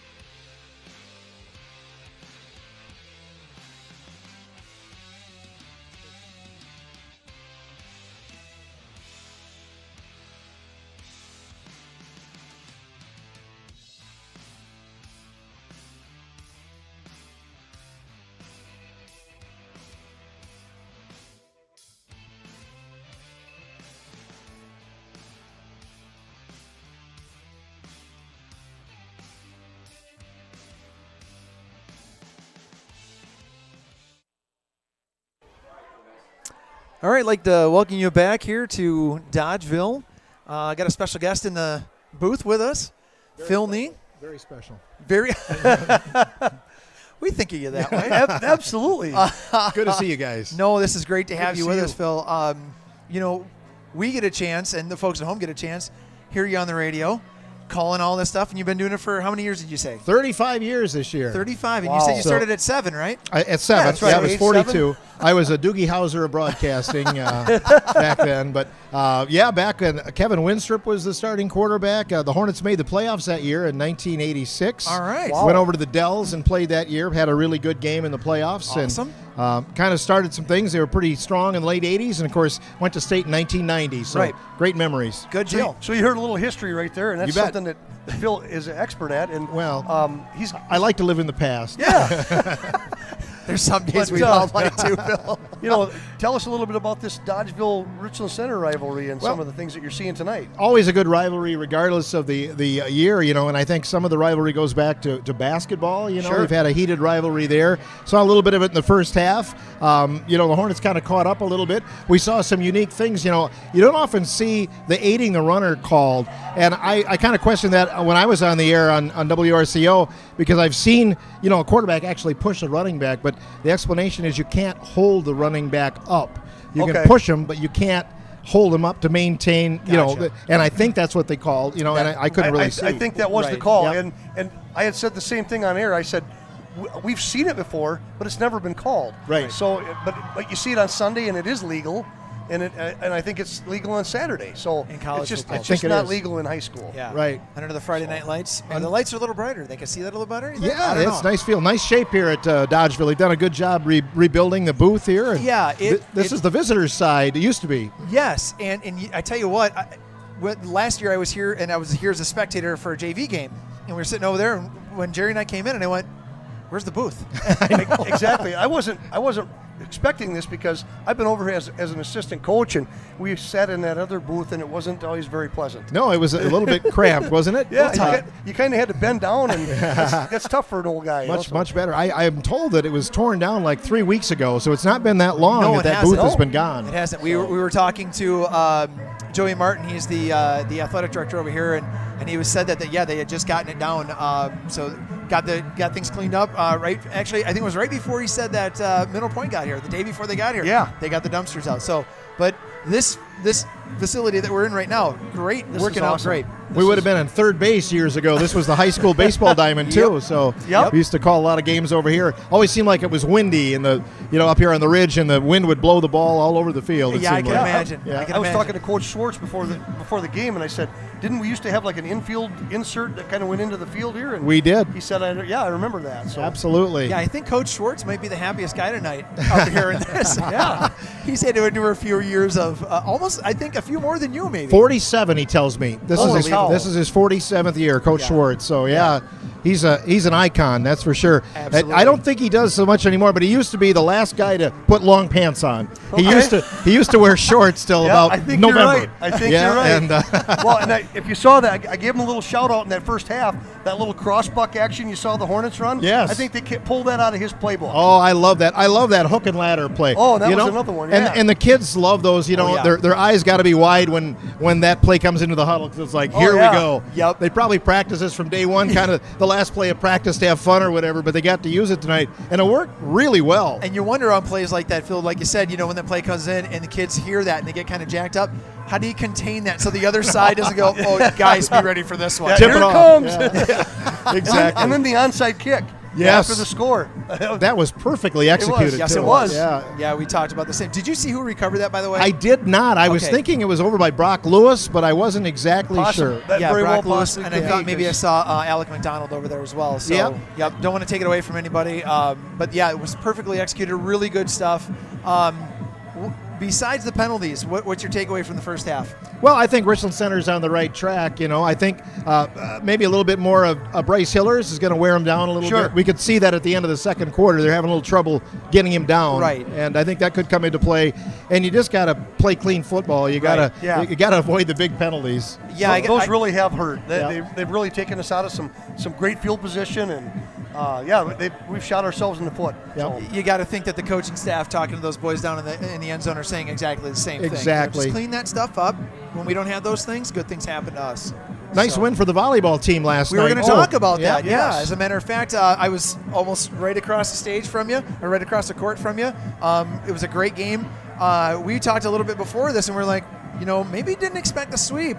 4 or 5 games. Valley's always a tough opponent for us. They are. Always. Yeah, and they had a lot more. They had 10 players back on the floor that played last year. Right. Yeah. And Richland Center, does not. They're a little more inexperienced. So Exactly. going in, maybe I'm not surprised Richland Center won, but I was surprised it only went 3. I thought that it was going to be maybe 4 or 5, as it usually is. Yeah, a little I bit would tighter agree. game. And you think back to all the different times we've played each other. It doesn't matter where it's at. It doesn't matter I know. who's favored. It doesn't mean anything. Throw that stuff out the door, because I've seen so many upsets over the years, Right. where the underdog, just the atmosphere last night, to get some of that back. That was what I was going to talk to you about, too. I mean, Oh. what do you think about that student section? It was really nice to hear the roar man. of the crowd and see faces and just, Yeah. people smiling and just having a good time. And the other thing was, Pam Kintz's choir. It was so was great to huge. hear the national anthem Love sung. hearing that. That was just great. Just about as good as last week when we were at home and Barons and the band come out and play the national anthem Yes. as well. Man, you miss that stuff. We do, absolutely. It's good. It's good to really have that stuff back. So yeah, we really appreciate seeing those things.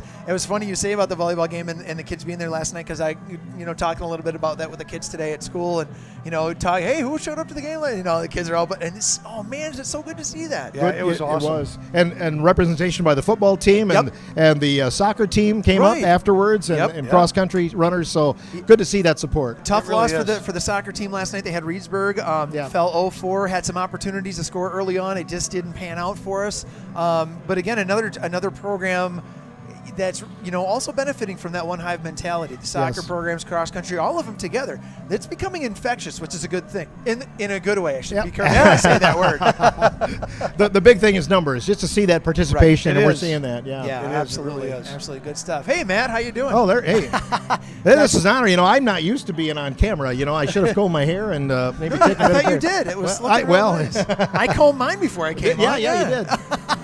Oh, well. Awesome stuff. But thanks for having me on. I Absolutely. We appreciate you being here. And the folks at home appreciate seeing you because they hear you, and they love that. And you guys keep doing that. You and Ron listen at Morden Show. Yeah. We appreciate that at home, being able to hear that stuff. So, and we're really happy that you come over and chat with us a little bit. Well, today. it was an honor to be asked. Thank you very much. You bet. Yeah. You bet. We wouldn't ask anybody else tonight. Well, maybe we would have, but you were the first guy we wouldn't. now what's my prize? Your prize? I think a Slim Jim. A Slim Jim. All right. Either that or I got a half a Diet Pepsi sitting around. Half a Diet Pepsi. All right. We're really breaking out the big stuff for tonight. So, well, thanks, Phil, for coming in. We appreciate it. Thanks a ton. Let you get back. I'm looking at about $1.50, almost $1.50 on the clock. So. All right. I better go back before I have dead air. So there you go. Much. Yeah. Thanks again, Phil. Thanks again. We appreciate it. Take care. All right. Great to have Phil Nee with us tonight. He's such an icon. He really so is. Great. Those guys are the great guys that you just hear their voice and you know what's coming. We're going to hit a quick commercial real quick from the Troxel family again. Thank you to our first half sponsor, Vitesniks, and then Coach Troxel and his family taking care of the second half, so we're going to take you back to them just briefly. We'll be back in just a minute.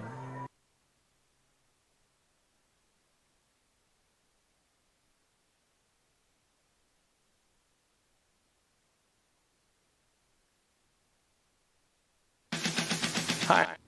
Welcome to tonight's contest. Our family is very thankful for the opportunity to bring our voice and everything that they've done in the off season into your living room tonight. So thanks for tuning in, thanks for watching, and thanks so much for your support. From our family here at home to our bigger Hornet family, we're glad you're with us tonight. We're so thankful for the Hornet family. We view all of you as an extension of our family, and we're happy to be able to help provide a small role in being able to air this for our local fans and for those all around the country. Orange, black, and white. Come on, Hornets, let's fight. Go Hornets! For the second time. All right, we're back live here at Dodgeville Stadium, and we've got about 9 seconds to go where we're going to start here. Should be the Hornets receiving the Dodgeville second half kickoff. Not sure which goal we'll be defending. That'll be determined here. I think we're going to be. I think we'll be heading this way. Okay. So you'll be seeing us going left to right on the screen. Cleaning up the penalties. We know that that's going to be a big focus. And execution. Just doing the right things the right way. Yep. We saw when those things were coming together with that offensive line push. When the white jerseys are pushing the black jerseys back. That's where we're having our success. And we've tried to get some of the passing in there, that hook and ladder pass. That was helpful. We've seen a couple of times where Ellens is trying to air it downfield. Dodgeville's defensive coverage in the secondary has been pretty darn stout for them. It's created a tougher avenue, tougher lane for Ellenson to be passing into. And we know that our run's the bread and butter. So look for us to get a steady dose of that back. And we got a little clarification on the ruling at halftime there from Phil about the aiding the runner penalty. And his interpretation, and I think he might be right on this one, is definitely you can't hold the runner up. That was the in high call. school. You can push from behind, but you cannot hold the runner up. Right. And that was what they called. So right. And remember, that was the unraveling, if you will, that because we were right there, right. We were knocking on the door. had a couple penalties thrown together, really ran us out of contention for a score on that one. Actually, it looks like we're going to be heading right to left. Sorry about that, folks at home. So heading right to left, Hornets will receive this kickoff.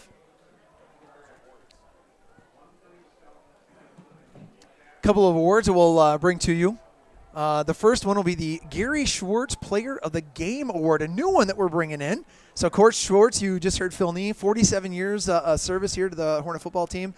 Bryce Hillers, 270 rushing yards with a TD, 3 for 3 with his point after attempts, 1 for 1 for field goals. Connor Ellison with an additional 107 yards, 2 TDs, 10 tackles, and 1 tackle for loss. And the big punt return. Absolutely. The backbreaker right before the end Here's of the first a half. little squib, and that's going to be, that didn't even go 10 yards, so that'll be a penalty on Dodgeville. We'll take her right there. Yeah. And that's a penalty on the Dodgers. So, We talked about field position in that second quarter and how yeah, big we it was. did. Looks like we're going to start out with some pretty decent stuff right here. Yeah, when you got less than half the field to work with, that's, you're never going to turn that down, Jerry. No, absolutely. And I just like to come out strong here in this quarter. Yeah, establish some dominance here on the run again. Start to kind of push, and here we, come out of a halftime. Both these teams get a little bit of a breather, and they're able to, kind of collect themselves a little bit. But you did hear Phil at the halftime talking about, Hiller's kind of picking up steam a little bit, and you can kind of see that, pushing those Dodgeville defenders back a little bit more. So let's see if that happens again. They've got to step the penalty up because it was a. Yep. So it'll be a 5 yards added on to that. So we'll be sitting at about the 43-yard line. It is a 5-yard penalty, so the ball is spotted at the 43. Looks like Lewis at the bottom of your screen. I think that's Bosworth at the top of your screen. Davis to the left to Ellenson, who's in the shotgun, and Hiller's behind him. Line comes up to the ball. Dodgeville in that 3-5. Snap back to Ellenson. He's going to take it himself right up the middle. He found a little seam. Got a few yards on that one. About gained 2 or 3 on that. And it looked like, I think that was Pitts on the tackle. Takes him up to right about the 40-yard line. All right. So they're giving him 2. So 2nd down and 8 for Richland Center. Just keep that ball moving that direction. Stay away from the yellow flags. And yeah. And again, we know that that's what Coach probably talked about. Here's a handoff to, I think that's Hillers. There he goes. Great run. There he's still going, running over guys. Yeah. That's the kind of carry that we're looking for. Ellenson just barely got out of that one. Yeah, he did. They had a defender in the backfield. It looks like, I'm trying to see the number on that kid. 20. I think that might have been, I'm trying to look. Here we go. That was Reddle. He came in, sliced in there. And you've seen some punishing runs by Hillers in the first half. You saw it on the hook and ladder, how he finished that off. Right. And it starts to take its toll on the tacklers after a while. Yeah, it does. And he's punishing. He's physical. I want to take you back, Jerry, to last year at the Dells. He got stronger as that game went on. Yeah, he did. If you remember, he was really tough to take down. They were trying to take out his legs. He got his balance. Oh, got a false start here. Yeah, yep, the left guard. Is that Tyler Brown? Might have been. He just wasn't set. He adjusted his position on the line of scrimmage and wasn't set for a full second. Right. And they called it. So 1st and 15, a 5-yard penalty. We remember what we talked about at halftime. Penalties, flags, got to clean that stuff up. Let's hope that's maybe one of the only or few that we see just get on this. 1st and 15 is not something that's easy to get. And little less manageable than 1st and 10. It sure is.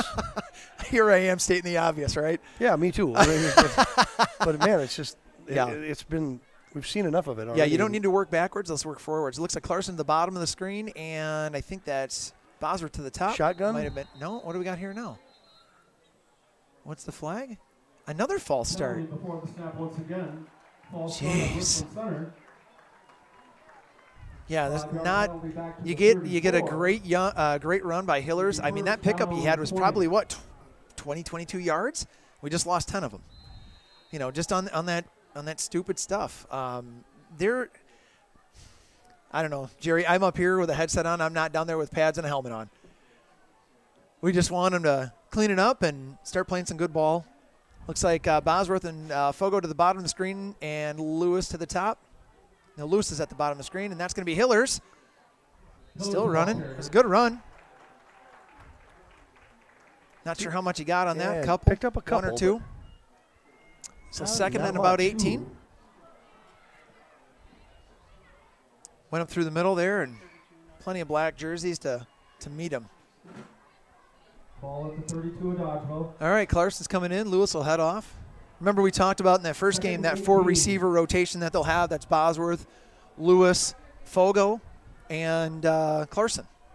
Those 4 receivers, you see those seniors all kind of working in together. This time we got Nate Fogo as a tight end on the left-hand side in a down position. Shotgun formation for Ellenson.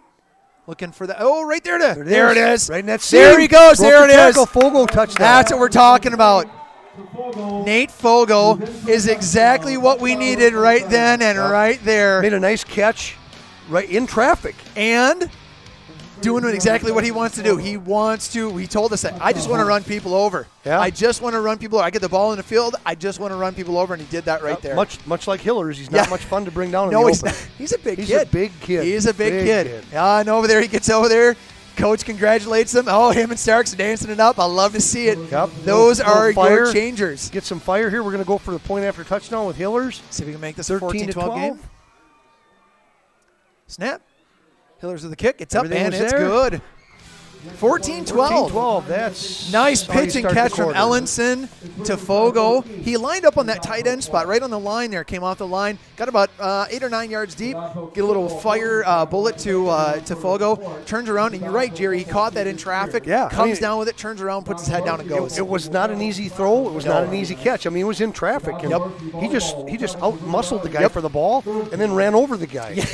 So, I mean. Love to see that. You know, he definitely just muscled his way into the end zone, if you want to say that. Right. So, made a great play.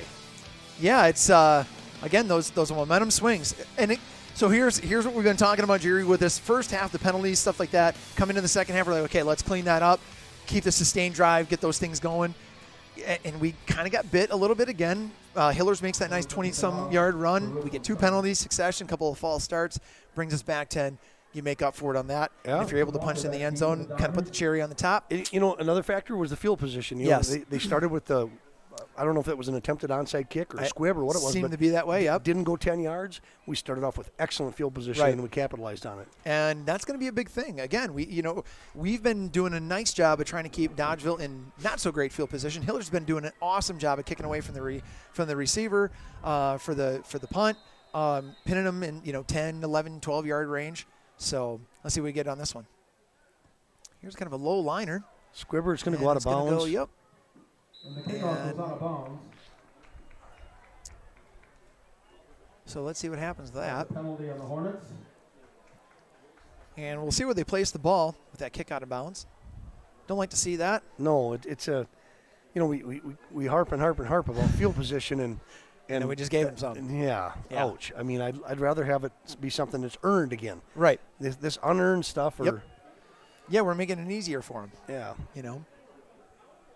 I I guess in tennis they call it unforced errors or whatever, and I don't watch it. Yeah. Well. Sorry, Jerry.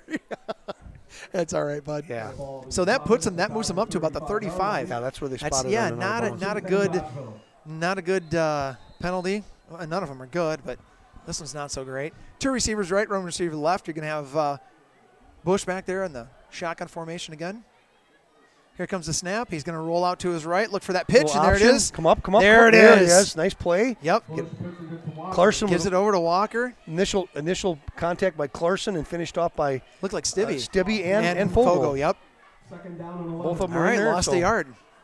Yeah, you could see when Bush started rolling out that way and Walker was coming with him, you could see that pitch coming. Yep. And Walker he kind of got off of Clarson, slid out from him, but Fogo and Stibbe there to cover it up. We're still not having a lot of success getting to Mr. Bush back there. Right. But we are starting to get a little more pressure on him. Correct. Yep. So making he's him make those decisions. Yeah, he's had to make quicker decisions than he'd like. Right. Clarson looked like he's going to try and slice in through there. Oh, that's false start. That's motion on the wide receiver on the left. Yep. That should be a false start. Back him up 5. So that should be a second and about 16. Got a little confirmation from Sam Bosworth on the other side. He was trying to help that side judge out a little bit. Sure. Which is all right. Well, he's got the unenviable task of playing him straight up one-on-one. Yeah. So. Yep. That single coverage with Garthwaite. And again, we told you folks at home, he's the target. Yep. Bush likes him. And Sam's done a really good job on him. Yeah, he has. He really has. Yep. So now you got 2 receivers right, 2 receivers left. Single back in the backfield. Bush goes back. There's it. That helps. That's what we're That talking helps. about. I think that's Ryan Brenninger and Brock Lewis. Yep, those two collected together in the backfield. You were just talking about it, Jerry, trying to call that up. Yep. Love to see that. Love to see that. That backs him up a little bit further. It looks like about 3rd and 25. Yeah, well, if you think back to early in the game in the first quarter when they were having their way with our defense, he was getting nobody in his face, and he was just free to sitting back there to throw the ball. And you let any quarterback that's got a decent arm and fairly athletic do that, they're going to hurt you. And so we've been bringing the pressure, and he's really starting to feel it. All right, so let's see what's here. 2 receivers right, 2 receivers left again. Same formation as the last time. Clarkson. He's we got itchy. motion on the another right motion. There it is. right tackle. Now we're talking. Okay, so folks, we're going to go back to this momentum thing, and now it's the flag momentum. Yes. You know, and it looks like our defense, you can see Clarkson chomping. If you're watching at home, you see him. He's playing middle linebacker position. You see him just kind of chomping. He's kind of doing those little jab steps, just trying to throw off that offensive line a little bit, and it's working. Yeah, and, the line for Dodgeville, they're trying to anticipate this surge that we're putting on them, and so they're getting a little jumpy on the snap count. All right, same formation again. Yep, got that double slot, double split. You can see Clarkson and Brenninger, both of them. And then there's Stibbe coming in behind too. Snap comes off. He's going to get rid of it quick, and he's going to connect. Got a tackle. Yep, there's a good tackle. There's a nice tackle. Who is that? Nice. Was that Connor Ellenson? I think that was Connor Ellenson. Boy, he did on a nice that. job on that. He wrapped up, and I think that was to Garthwaite again. Let me take a look here. Yes, it was. Yep. But boy, did Ellenson make a sure tackle on that. Drove into him. Just a nice pitch and catch on the slant pattern across the middle. Yep. And again, you don't make that tackle, that could go for big yards. Right. So as it turned out, they did pick up a lot of what they needed back, but it's 4th and still long. Not enough. About 4th and about 15. Yeah. Ellenson back deep for the Hornets. All right, so Ellenson on the tackle, and now he's going to be back there to receive this punt. And feel a little precipitation coming in the window too, so we're still getting slippery again. We're still getting a little of that just misty stuff. Yeah. It's not raining. It's just here comes the snap, light stuff, and there's the kick, and it's kind of a short one. And just get away from that darn ball. Oh, Let's hope we don't get one. Yep, they're looking for one, and you know what? Aaron Davis got away with one. I know why the Dodgeville coach is mad, because it was happening right in front of them. Right in front of their coaching Yep. staff. Well, he's going to get his own flag. He wanted to know what the penalty flag looks like, and he just got one. Yeah. Yep, he just got one. Yep. Now he knows what it looks like, and I think that'll be what, unsportsmanlike? Yeah. Yep. That's his first. That's a coach's first. I think what the call is he's outside the coaching box. And he was upset about that call, which, and again, folks, we saw it up here. We saw that he got away with one. And the rest, they're not going to catch them all. We know that, Jerry. We've seen it go against us plenty of times. Oh, it has. Yep. So we talk about keeping it cool, but we talked about that laundry momentum. Let's see if that keeps up here. All right, I-back formation. Looks like Bosworth to the top, Clarkson to the bottom. And it's going to go to Davis straight ahead. Here he goes, still pumping those legs. Great 5-yard gain, 4-yard gain, but boy, he just kept shoving the legs. Push. You see Trent Forehand getting up off that play too. Yep. I mean, he's really doing a good job in that middle. That center just getting off the ball and going. Head down and go. Lewis will bring the play in. Clarkson will head off. So again, 4-yard gain for Davis on that play. Got about 5:46 to go on the clock here in the third quarter. Lewis to the bottom of the screen. You got Fogo in the slot and Bosworth to the top. Shotgun formation. You got Davis off to Ellenson's left and Hiller's behind him. Here comes the snap. It's going to be a keeper. And Connor didn't get much on that one. I think he went down just about the line of scrimmage. And I don't know who on that tackle. If you could go back and look at that set that we were in right there. I'd like to see that again, and we had Brock Lewis out here on the left side, single coverage. I mean, nobody in the middle of the field. Yep. I mean, I could see just a little play action, pump and goal. Yep, let him fly. I mean, just let him use his wheels, because there's a fast kid. Like nobody. They have the safety rolled up. Yeah, look at them. They're real tight. Look at these I'm not kidding you. Corners. And now you got Clarkson there. So yep. See what happens with it. Ellenson is going to get rid of it. And that's to Fogo. Ellison's pass is in. Nope, that was going for Bosworth, and he just couldn't get his fingers on it. A couple of guys ended up, getting their routes crossed into. It looked like Pitts on the coverage on that one. It brought the other defender into the play. Yep. So. But that's what happens. It was an extended play. Right. And Connor did a good job of extending that play with his legs. So now we've got 4th and. Looks like still about 6. It looks like we're probably going to punt her away. Yep, we're going to punt this one. Walker and Pitts back deep. But what's encouraging for that, Jerry, is that you did see Ellenson roll out there. He's got a couple of receivers downfield, and you were just talking about that with our press coverage. If our receivers can get behind those guys, there's a lot of green behind them. Yeah, they're really starting to roll that safety up into the linebacker position. So here comes the punt. Nice it's a kick. High floater. Nice kick. And they're gonna let it drop. Oh, Look come at on, that. baby. Keep Look rolling, at keep that. rolling, keep Look rolling. at that. That's a great punt. That went out at about right the at about the 3-yard line. A terrific punt. Man, I'm telling you just heard the announcer here say that a terrific punt, and he's absolutely right. That kid is a weapon. Wow. Kevin Stemke, I guess I'd Yep, say. the Kevin Stemke Award. Kevin Stemke, here we come. Yeah. I mean, he's having a heck of a game. Good with his leg. grief. Yeah, he's doing a nice job. I mean, tonight even just with the punts that he's having tonight, he's putting them in just exactly where you want them to be. So hats off to Hillers with his kicking game tonight. Down to about the 3-yard line. This is a position you want Dodgeville in, especially if your defense is pretty jacked, and they should be jacked. They did a nice series this last time. And you look at any defense, NFL, NCAA, doesn't matter.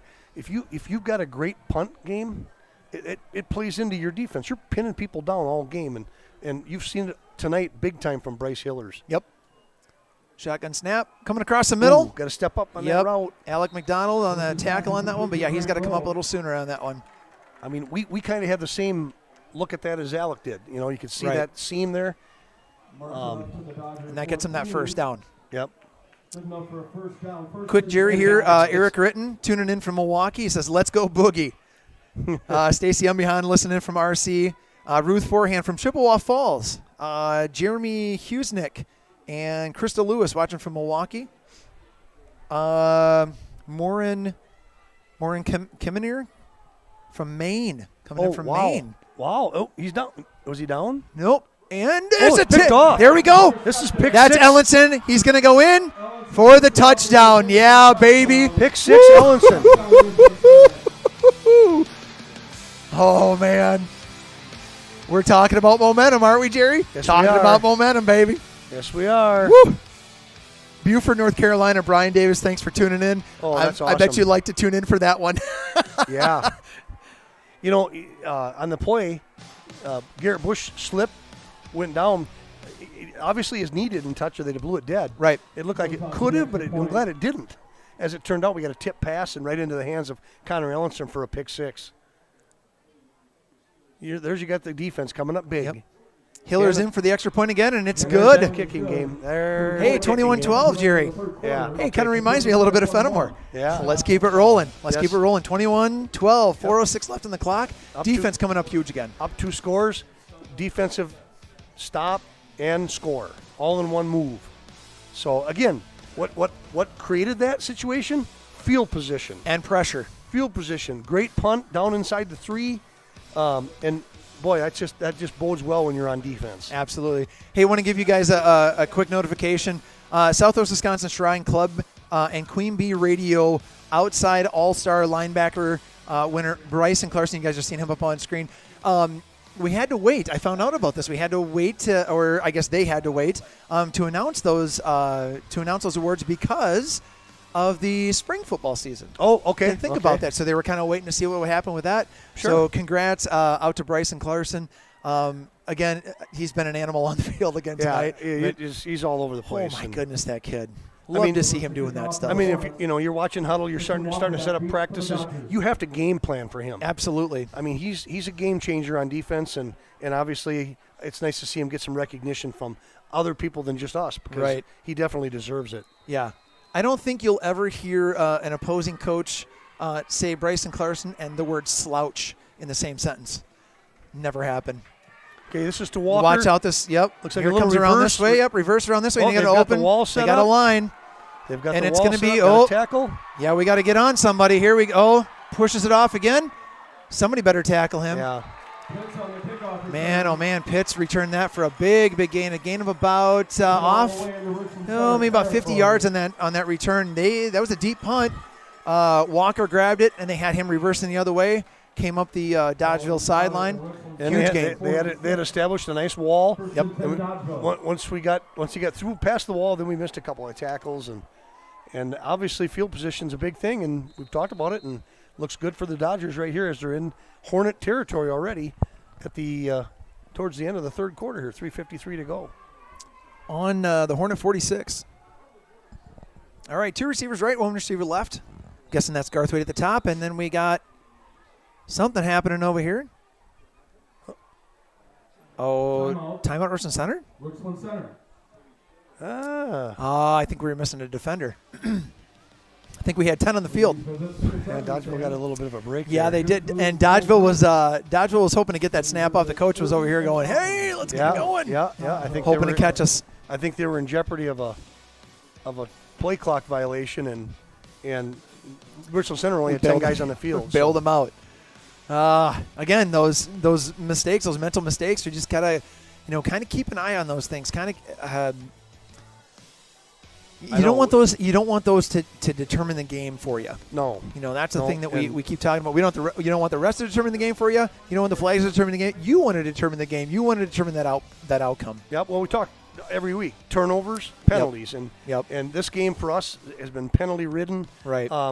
The turnover thing has actually played into our favor with the pick six, and so we just got to stay away from those penalties. Yeah, I don't care.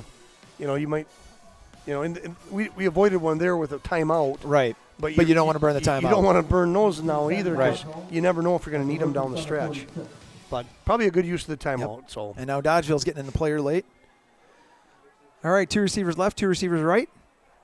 Bush in the shotgun. Here comes the snap. He's going to drop back, 3-step drop, and then he's going to float it over the top, and he's got somebody out there. Oh, man, that was a nice tackle. Connor Ellenson. Woof. Number 20, Backhop on the reception. He was the late kid in, but made a nice catch, turn up field, run after the catch, did a nice job, paid for it. Ellenson decided to send him a little message, I think. He probably would step out of bounds next time. Yeah. Paid for it dearly. Yeah, because he got planted. Yeah, he got that. That was a great. Ellenson's 2 very nice tackles. Yes, that's highlight reel material. Yeah. All right, so 2 receivers right, single receiver left. I think that's Garthwaite at the top of the screen. You've got Pitts in motion coming across. It's going to be handoff right up the middle. Looks like they're fullback. Yeah, somebody that really hasn't. Right. Riddell, number 23 on the carry. Got a few yards in that, about 4 or 5. Sure. And I don't know if you folks can see at the top of your screen, maybe. Those are sheets of rain, drizzle, fog, garbage. Yeah. Some wet nastiness kind of floating across. Just a little more of what we've seen all day, off and on, and it's on again. So. All right. Definitely is a factor on the field, too. 2 receivers top, 1 receiver bottom. Looks like Thielman and McDonald at the top of your screen. You're going to see Bosworth defensively at the bottom. That's Pitts in motion again. Here comes that keeper. Quarterback keeper. Yep, nice and play. He's not going to go anywhere. I want to say Tyler Brown? That's Tyler Brown on the Tyler play. Brown, Nice he job, got Tyler, sliced right in there and got on him. From his interior line position, made a nice stop. Wrapped him up at the hips and brought him down. We've been talking about this, Jerry, that Bush, he's not going to come down easy. You got to wrap him and bring him down. He's a big kid. Oh, and they like the ball in his hands. Yep. I mean, we haven't really seen any real naked bootlegs out of him tonight, but we did see that in the games leading up to this one. Right. So be ready for that too. Yep, he's mobile. Here he's Step back, back up through the middle again. Yep, here we go. Man, who we got? Oh, yeah, he's up. He's up. T. Perkins and Brock Lewis. Yep. Oh, man, I love saying his name. Teague Perkins, Brock Lewis. I'll say that all night if we need to. I'm okay with that. Yeah. Both of those boys come in with a sack, combining on that. Loss of about, looks like he lost about 5 on that one. Yeah, you look at it, looked like a design quarterback draw. Yep. He really didn't have any intention of throwing that thing. He had her tucked from the time he took it from center. So yeah, the one thing, Jerry, that I've been noticing with Bush a lot this game, but he's done that before too. His progression, his step progression is exactly the same, right? Whether he's going to throw or whether he's going to run or whatever, you don't. And it looks like we're going to have a timeout by Dodgeville. Sure. He doesn't change up his progression, so there's no indicator, if you will. If you're keying in on the quarterback, there's no indicator for you to go, oh, this one's going to be a run. Nope, this one's going to be a pass. He gives that same drop progression every time, 5-step drop, 3-step drop, whatever it might be. But that's what you're going to see. Again, that's that experience in that position. Yep, and looking at the situation here, it's 4th and long. Obviously, they're going to go for it. You want to make sure you tackle. That's the biggest thing. Yeah. Typically, what you see in these situations, they might make a throw underneath, or it might be some type of a reverse or try to get outside. Right. You just got to come up and make the tackle. Yep. And they like that slant pattern. That slant pattern to Garthwaite or to Pitts, and so be ready for that. Watch those guys coming across the middle. Yep, and then and just like you said, just wrap up, do those fundamental things. We'll take it over on downs. We don't care. Just there's the image. Look at that one, Jerry. That's what those boys are dealing with out there tonight, folks. It is. All right, so here we go, 4th and 13. Every Hornet defender is standing. Yep, got a little nobody down. Little psycho package. Some dropping off. Clarkson swims through. And it's going to be Garthwaite, and God darn it. He lost Bosworth. There was a huge gap between the two of them. And that was a perfect opportunity for us to get that turnover on downs, and we just broke it down on defense there. Didn't stay with our guy. I didn't see the route he ran. Looked like he started inside and went outside, and Bush had enough time to get rid of it. Clarkson was trying to get in on them in the backfield, just didn't get there quick enough. Might have been a flag pattern. It looked like he did make an inside move and then flagged it to the outside.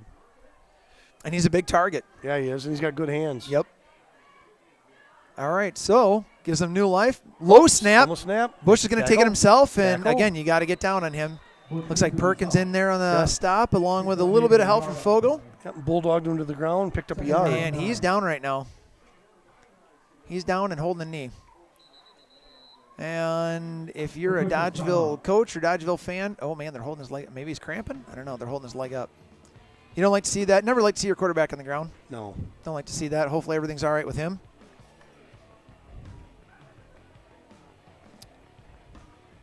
All right. Might be a good time for sponsor. I think so. I think we can maybe run a commercial sponsor.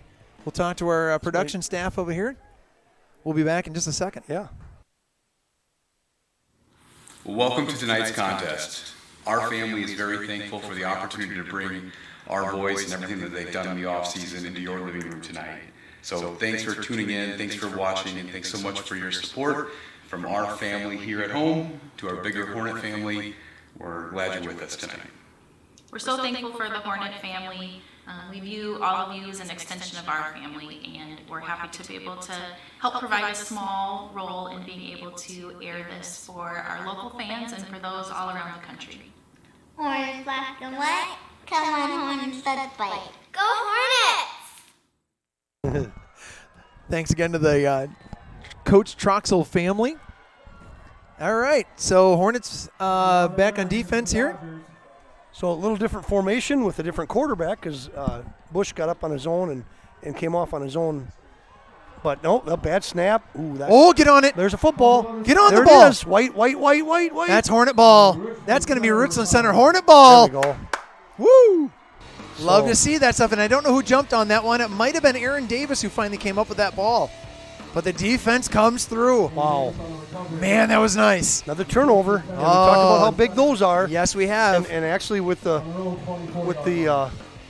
kick return, with good field position, Dodgeville was kind of moving the ball deep into the Hornet territory, so it came at a timely time. Yeah, if you remember on that, that was all set up by about a 55-yard kick return to get them great position. This turnover proving very helpful for us. Lewis at the bottom of your screen. I think that's Bosworth to the top. I formation, Ellenson under center. It's going to go to Hillers. He's looking for a seam. There he goes. Got a few yards to the outside. Yes, looks like about a gain of 5. Yep, some nice offensive line out ahead of him, putting a hand on people. Yep.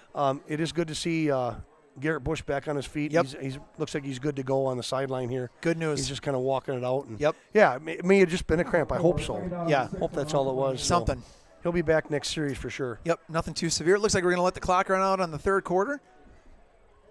Right now looking at 21-12 Hornets. And after that turnover, Hornets going to want to take advantage going into the fourth quarter.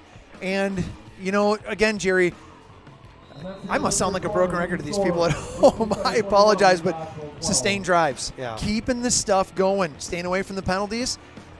Folks, you're seeing it at home. If the Hornets continue to do those things, we're probably walking out of here with a W tonight. But they just have to make sure that they stay away from those penalties, execute, sustain the drives. Yeah, and I think, if I treat this like a prize fight, I'd say we probably lost the first quarter.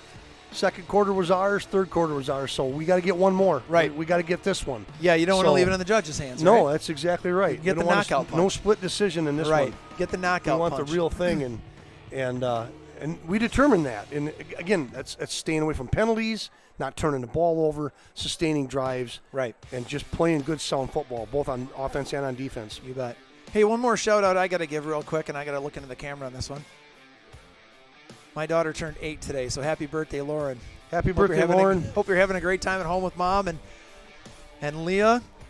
And I don't know, maybe if Miss Wilson's still over there, give her a shout out. Great folks. So Lauren, happy 8th birthday. We're going to celebrate. And let's hope we celebrate with a win tonight with the Hornets. That would make Bring it us all a little that luck, much more kiddo. sweet. It would, that's for sure. Bring us a little luck, kiddo. All right, Hornets back on offense. Lining up at about the 28-yard line.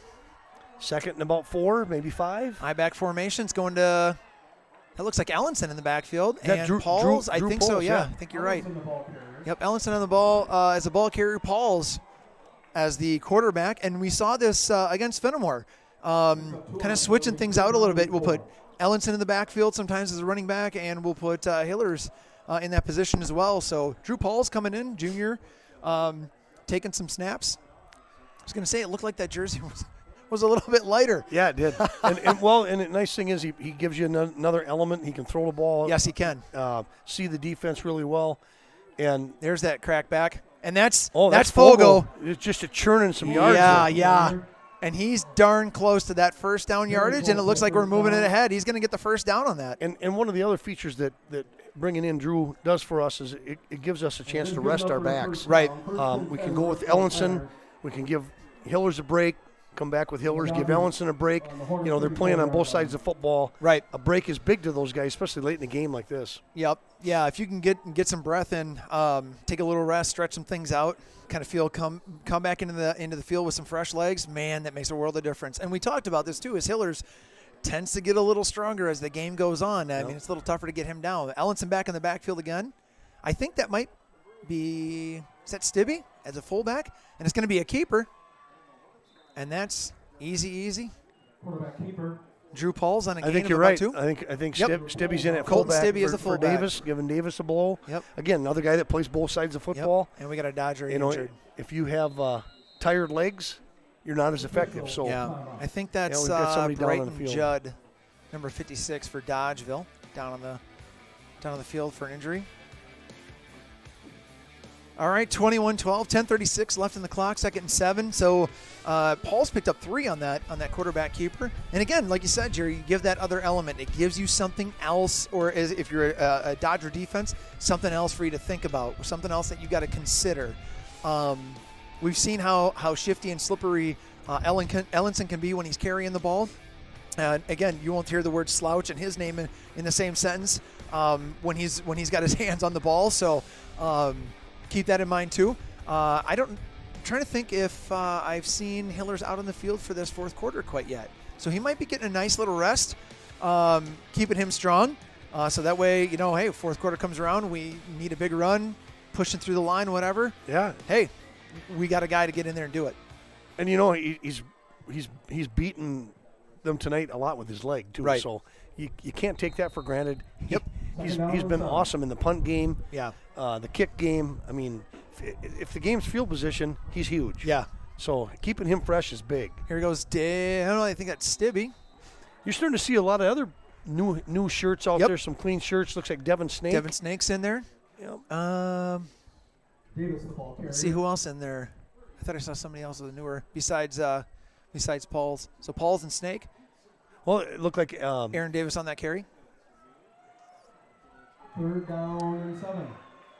Yeah. Sam Wallace is in there. Look like Alec McDonald was in on that last play too, and I know he's played a lot of defense tonight. Right. But I think he was in on an offensive series right there too. All right. So one receiver right, one receiver left. It's going to be a pitch to the outside, and that's Ellenson. There's Ellenson. Yep, making some guys miss.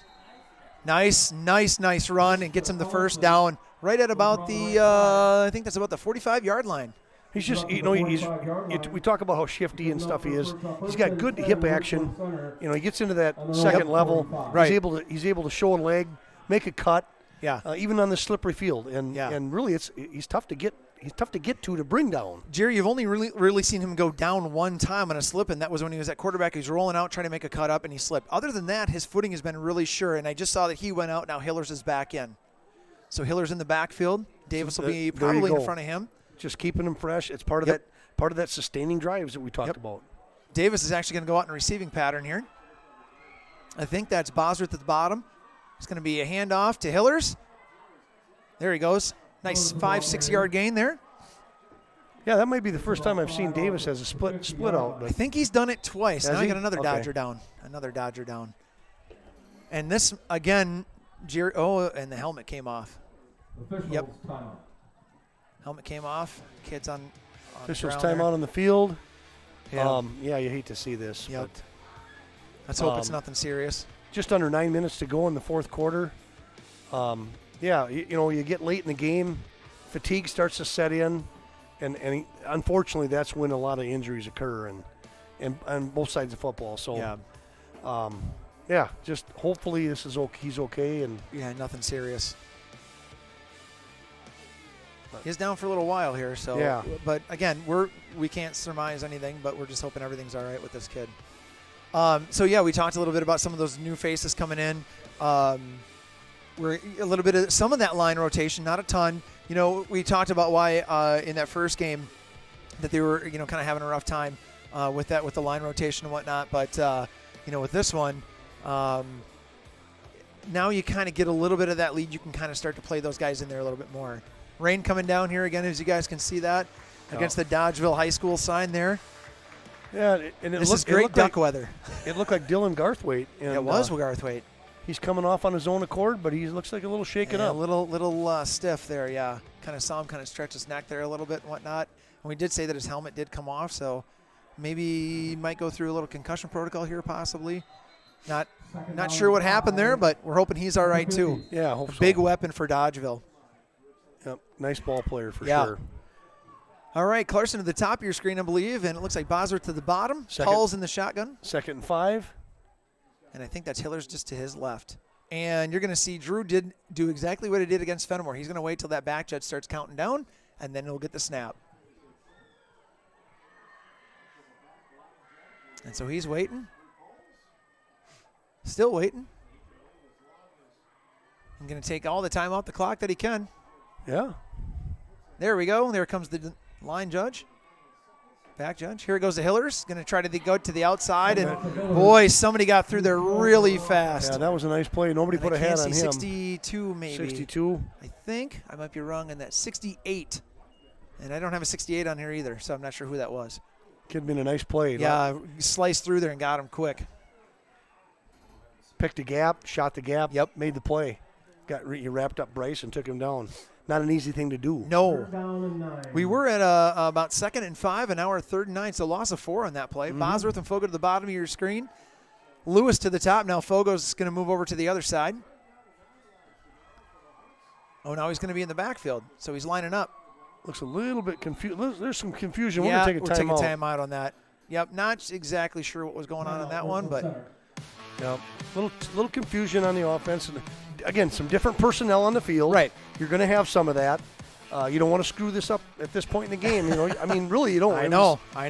It's 3rd and 8 or whatever. You get it, you don't get it, but you don't want something to blow up in your face. Right. 7:38 is a lot of time on the clock. Yep. Good timeout. Really good timeout. Right. It's smart to do that, and I think that's our first, right? I don't think we've taken more than one. No, I think this is our second. I think it was our second. So we got one left in the bank. I think Dodgeville's taken one, and they had a couple of injury timeouts. I think we had to use one when we had 10 guys on the field. Yeah. instead of You didn't need to bring that up again. All right, whatever. All right. It's all right. But that was a good use of that one too. If you can avoid penalties, look like something bad was going to happen there too. Yeah, it just call didn't- timeout, get right. it straightened out. Yep. And Go to work. Yeah, you 3rd and 8. That's very doable for us, and hopefully you got something up your sleeve here and make it work. Yep. Execute the play. Wind not working in our favor right now, going the other way. If we're going to look for a pass, Right. wind's going to be coming into our faces. And Pauls is going to go back for a pass. It's over top of the middle, and it looks like, no, there's a tip. And that's exactly what we didn't need, Jerry. We talked about that. Yep. Oh, another nice, good tackle. That was Drew Pauls in the tackle. He threw the pick and got, and I think that was Christensen. Nope. Was that Bush on the interception? Yeah, we didn't need that. No. Didn't need that. You got a 9-point game. Field position and momentum. Big stuff that we've been talking about. Yep. Pressure on the defense here. Yeah. Obviously, we're up 2 scores, but still, this is something Yep. you try to avoid with this much time left. Yeah, we just talked about 7.5 minutes left on the clock, and that's a lot of time to get something done. So, yeah, that pass was intended for Nate Fogel. yep, and it just kind of hung up there in the air and got tipped around, and Yep. That Dodgeville came down with kid it. made a nice play on it, and unfortunately turned it around to a nice return too. So Yep. So Bush back in at here quarterback. we got double slot, double split here, Straight down the middle. slant pattern. And I think that, wow, they called that a completed pass. I didn't get to see. It looked like it was pretty, oh, man. He sold it pretty good. Or he just definitely completed it, but it looks like they're just about the 5-yard line. 1st and goal for the Dodgers. That was a quick pitch and catch, and I think that went to Garthwaite again. No, or actually, I think it was Pitts. Pitts was on the reception there. Look for him to do that again, or we'll look for Bush to take that ball and work himself out. It's going to go to Walker. And he's not going to get far. He's not going to get far. Maybe one. Wrapped up by Perkins. Yep. With some help.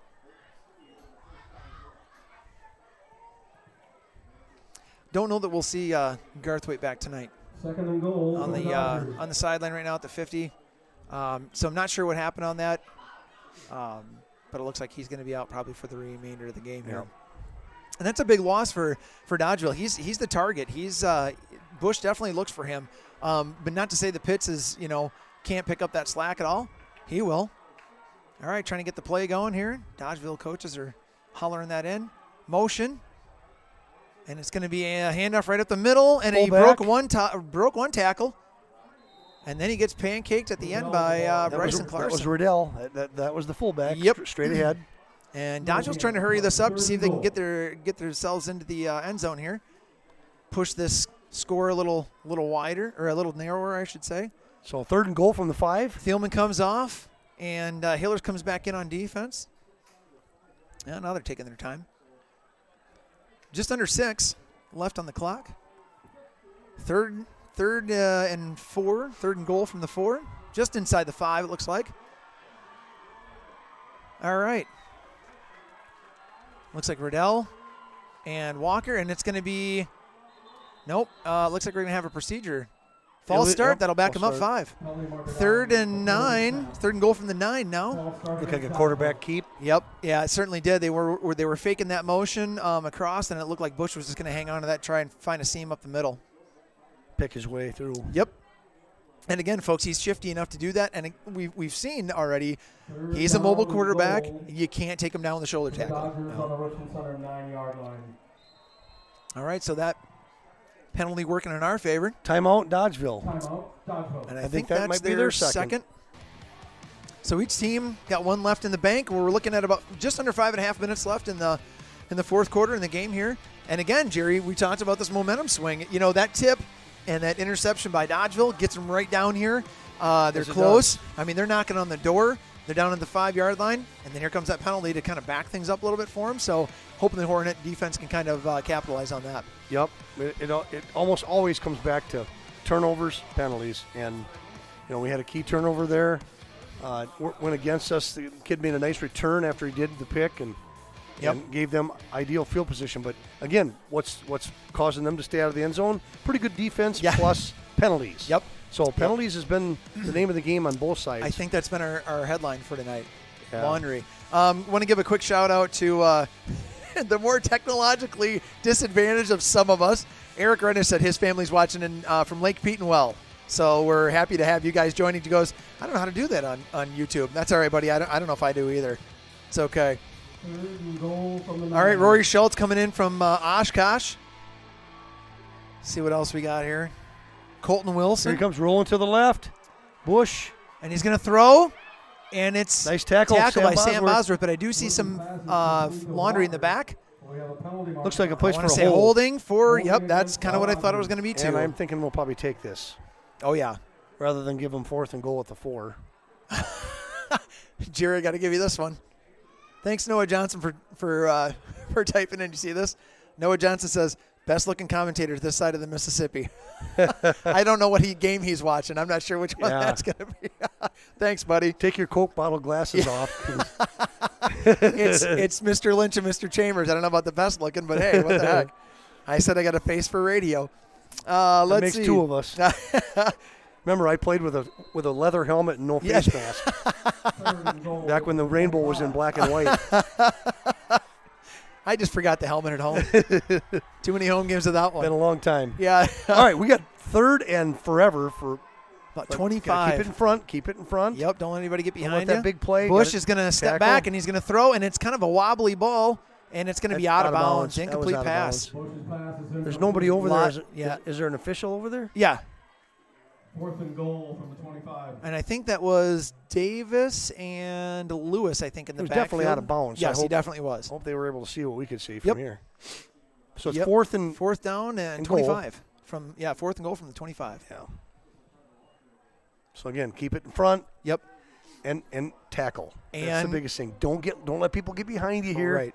And tackle. Yep. You should be able to turn this over on downs. Yep. Wrap it up. If you do those 2 things, and then stay away from penalties. Exactly. That's the only thing that can extend this drive. Right.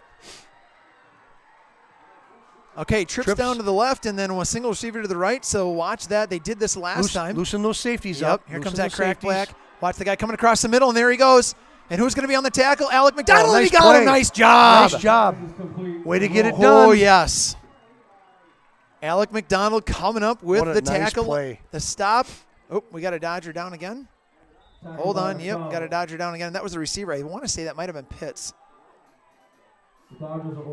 You know what? A really nice play design by Dodgeville. A really nice play. Flood one side, bring that guy underneath, kind of a drag route. Yep. And it puts a lot of pressure on the defense. You made the catch. It forces you to make a one-on-one tackle. I was just going to say that. Yep. You know, I think before we didn't make it. So, right. That was a big tackle by Alec McDonald. Yeah. Huge. Yep. And we've been calling his name on defense. I think he and Chambers have been kind of switching back on and off, and I've seen McDonald kind of come in a little bit more on the defensive side of things. Chambers a little bit more on the special teams. I know he was kind of fighting a little bit of an injury, so that might have something to do with it. Sure. With McDonald be back in. But, again, hey, now we're coming back to that depth chart. It's good to have numbers. It is. It's good to it have really numbers. Is. And you've seen it. I mean, I'm not sure how many people traveled tonight with our team, but a lot of them have seen the field in some capacity. Yep. And that's great. That's a great job of coaching, using what you've got. You saw a lot of those guys come in that last drive, Devin Snake and Drew Poles and a bunch of different guys that hadn't played up to this point. Yep. So, and they're coming in and they're contributing, and that's huge. Right. Grant Rowe was the injured Dodger. He's walking off the field on his own power. Pitts is still back in there. He's kind of in that slot on the left side right now. So we're inside of 5 minutes, just under 5 minutes to go, and Richland Center took over on downs because of that great play by Alec McDonald. And looked like a quarterback keeper. Drew Poles. Drew Poles on the keeper. Gain of about 3. Yeah, Grant Rowe coming right back in now. Actually, that was Ellenson. Was it Ellenson? Yeah. Okay. Number 4. 2nd down and 6. Nice. Good gain. Good gain there.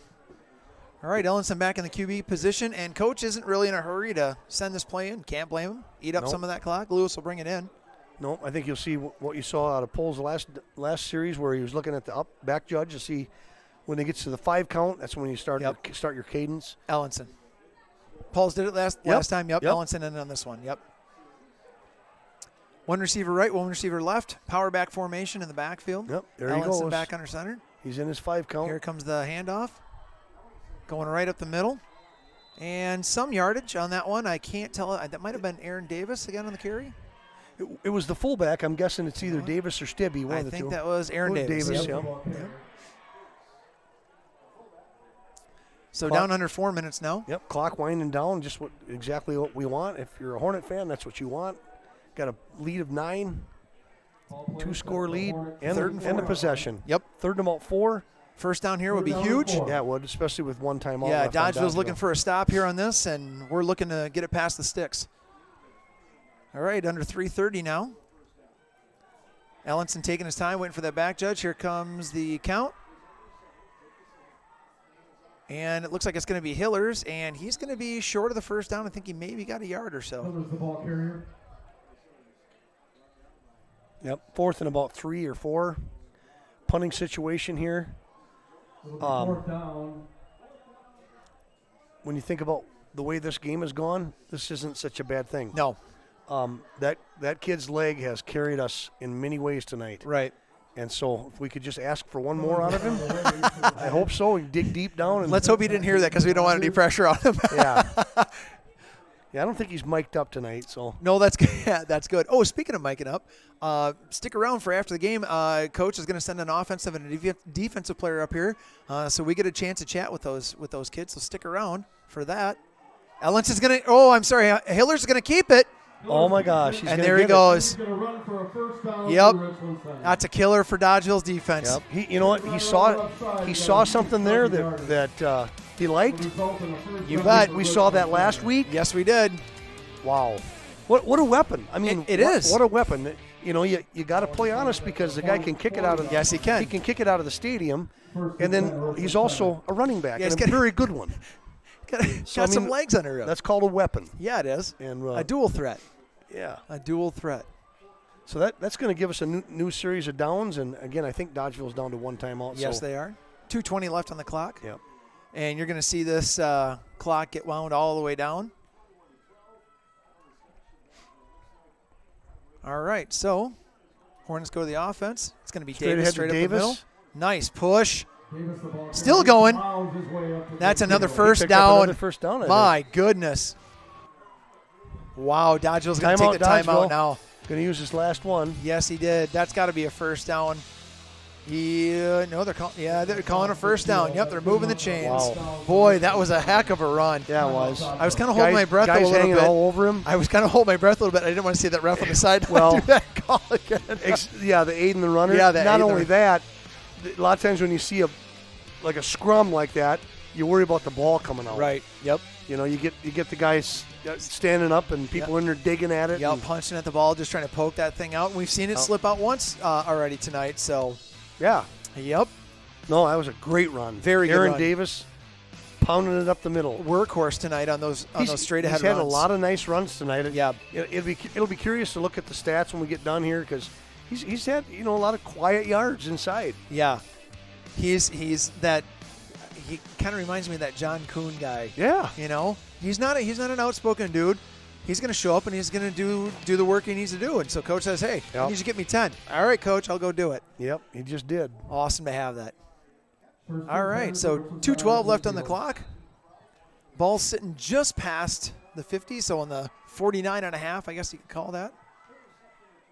Hornets going to let this I clock's formation. not running, so yep, Davis, and it's going Straight to be ahead quarterback keeper. Yep, that's Ellenson. That's Ellenson. Gets about 2, Yeah, maybe 2. and that'll run the clock. The Dodger territory. So Ellenson having a heck of a nice night on both sides of the football. Second Geez, down and 8. Jerry, I got to bring him back up again on those. When we talked about form tackling, like just make the tackle. Oh, yeah. We had a couple really nice tackles from that safety position A tonight. couple of textbook ones and Yeah. and ones that you'll probably have. Not only will they make a highlight reel, they might make a teaching reel. Yeah. This is how to do it, Hey, boys. yeah. By the way, Yeah. yeah. Let's take a look at this. What do you say? What do you see here? Those are the kind you take to a clinic with you. Right. So we got second and about 8. We're inside of 2 25. minutes. Here comes the handoff, and Hillers is going to be met.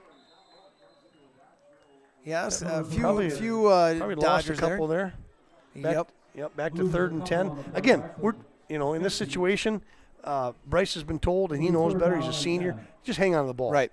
We're not looking for anything positive, nothing crazy. Right. Just hang on to the ball and let the clock work in our favor. If you see a lane and can go, go. Other than that, don't lose the ball. Yeah, we're inside of a minute, so. Yep.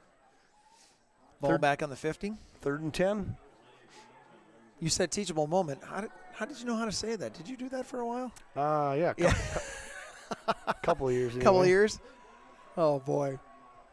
All right, so going back to a pass, and it's Nate Fogo, and he lost the ball. Wow. 3rd and 10 and a pass. I didn't see that one coming out of the playbook. I didn't either. I guess I'm thinking Dodgeville didn't either, maybe. Yeah. 35 seconds to go. 4th and 10. 4th and 10 for the Hornets. And punting team coming on. Looks like it, maybe. Yep. So Hillers will be back to punt. You know what? The element of surprise. I was surprised. No doubt. But the receiver had somebody with him the whole time. Nate Fogo was going out for that pass. They had good coverage on him, even though I don't think any of us were expecting it. So, all right, so here comes the punt by Hillers. Kind of a low snap, and going to pick it up and just kind of give a little pooch kick. Watch out for that ball. Let it roll. Yep, now you can down it. Good job. I think that was Chambers on the down. Yep, sure enough. So 26 seconds to go. Maybe just a kneel down. Turn it over to the Dodger offense. We'll see what happens on this. All right, on the 28-29 yard line. Like Mark just mentioned, if you want to stick around and for the post game, we are going to do a couple of post game interviews with some players, and so that would be we're sticking around for. Absolutely, you're going to see probably some sweaty, dirty kids come up, but you know what? What the heck? It's all right. These kids have been working their butts off tonight. We want to give them a little bit of shout out and give them an interview up here, and it's good to see that stuff. It sure is. Thanks to Coach Troxel for sending those kids up. If that doesn't happen per chance tonight, we'll let you guys know to let you go a little bit sooner. But all right, so Dodgeville's going to try and air something out. Oh, and that's an incomplete pass. Okay, it was incomplete forward. Pass. It was forward. Yep. 22-7 left on the clock. So 2nd down on the 28.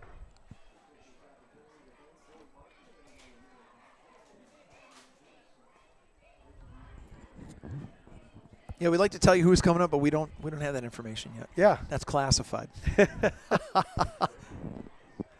All right. Maybe it'll be the Gary Schwartz Players of the Week. Maybe. For this week. Maybe. Bush back to pass again. Oh, Bryson Clarkson. Oh, my goodness. Might be the guy right there that we're going to be maybe. You never know. And I got to pull a Wayne Larrabee. There's your dagger. My goodness, Clarkson got back there in a hurry. And Bush found out why he might be one of those notable linebackers. And there's your ball game. And that's it, people. Hornets 21-12. Wow. I mean, again, we talked about the prize fight, you know. Yeah. We lost the first round, but came back and won the next 3. So yeah. And you know, we got to do a little bit better job of getting off the bus next time, but you know, we'll worry about that when we go to Prairie. And Jerry, as we're looking at that score, all 12 of Dodgeville's points came in the first quarter. They got it all done, I think, right away in the first quarter. Yep. And then after that, you know, we kind of started to put the clamps on. The momentum switches that happened tonight, I mean, those were huge when they went in our favor. We were shooting ourselves in the foot a couple of times, you know, with those penalties. Some penalties, I'm not going to say anything about that aiding the runner thing. Like I said, there was something that we haven't seen called all year, really? And the kids, you know, we've been seeing it happening. This officiating crew, however, said nope, not going to let that happen tonight. Yeah, and I think that is the ruling, and I won't question it. But you're right, it hasn't been called. Kids are going to do what they usually do. So, and if it hasn't been called, it must be okay. And unfortunately, it was costly. It was probably the most costly penalty of the night. I think so, because we were knocking on the door. We were right there. I mean, a toe's length to get into the end zone. That penalty was, man, oh man, it stopped everything. Yep. And then when we got into the second half, you know, it looked like we're doing okay. hit those couple of penalties, those back-to-back false starts, and we're going, oh man, let's not hit the replay button of the first half. And then things started to clean up. Yes. It seemed like we kind of got our head wrapped around what we needed to do or not needed to do. Yeah. And penalties was one of those things that we did not need to do. And maybe coach's words kind of rang through on that and said, hey, let's not do this anymore tonight. Let's clean this stuff up. Well, I think you hit it on the head. You know, the coaches, I'm sure they addressed that at halftime. We played a good second quarter. We still had the penalties, though. And so I think the halftime talk probably put things in perspective for the kids. And right. You didn't see nearly the flags in the second half that you saw in the first. And it helped. It makes a difference. It ended up playing in our in our favor because, and obviously we had good field position. I was just going to say, some good things happen. And we didn't take ourselves out of drives like we did in the first half. Yeah, and probably one of those other big turning factors, if we're talking about that momentum shift, Ellenson's pick six. That was huge. You know, because otherwise you're looking at a 14-12 game. Yep. You know, now you're talking just a field goal. That's a much different scenario than a 21-12 game where now you got to have a two-score game for Dodgeville to kind of overcome. So all of those things come together. All of that stuff happens. When a team can put those things together, when they can look at, okay, we need to do this, we need to do this, we need to do this, and let's stop doing this, and that stuff all gets checked off, man, now you're getting that drive going, you're getting those sustains, all of that stuff happening. All right, so that's cool. That's good to see those types of things go. Sure. So we do have a couple players coming up, so if you guys want to stick around, we'd love to have you hear what these kids have to say. Yeah, this will be interesting. Again, we don't know who we're getting, so stick tight.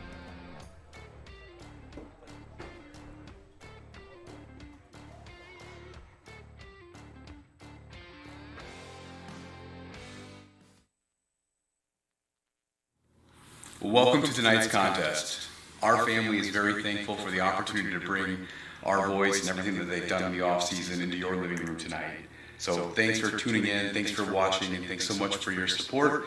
From our family here at home to our bigger Hornet family, we're glad you're with us tonight. We're so thankful for the Hornet family. We view all of you as an extension of our family, and we're happy to be able to help provide a small role in being able to air this for our local fans and for those all around the country. Orange, black, and white. Come on, Hornets, let's fight. Go Hornets! He may be. Thanks. All right, folks, we're back here. We're gonna have a couple of Hornet players come up. Kind of trying to take a look here to see who we might get. I think it looks like it's Nate Fogo and Connor Ellenson coming up. If those are the two that I'm seeing heading this way, so we'll get a chance to chat with those two gentlemen. I think maybe my first question to Ellenson is, who taught you how to tackle? We're going to see what he says about that one. And then Fogo's snatch on that pass from Ellenson to take it into the end zone. Are they coming up? Or they? Yeah, I think they're coming up. I'm pretty sure they are anyway. Yeah, it looks like they're coming around this way. Yep, you awesome. bet. You know what that pass kind of reminded me of, Jerry? If you remember back last year to our first game at Lancaster. Yeah. You remember that? Yes. And that pass going across the middle, Fogo grabbed it, and he went all the way down. We had that penalty that brought it back. Yep. But that was what that was reminiscent of, and so it's really good to see that. Hopefully, get these guys in here, and here they come. So here we go. Here we go. All right, so we're gonna have a couple of Hornets join us. We got Nate Fogo and Connor Ellenson. Guys, come on in here.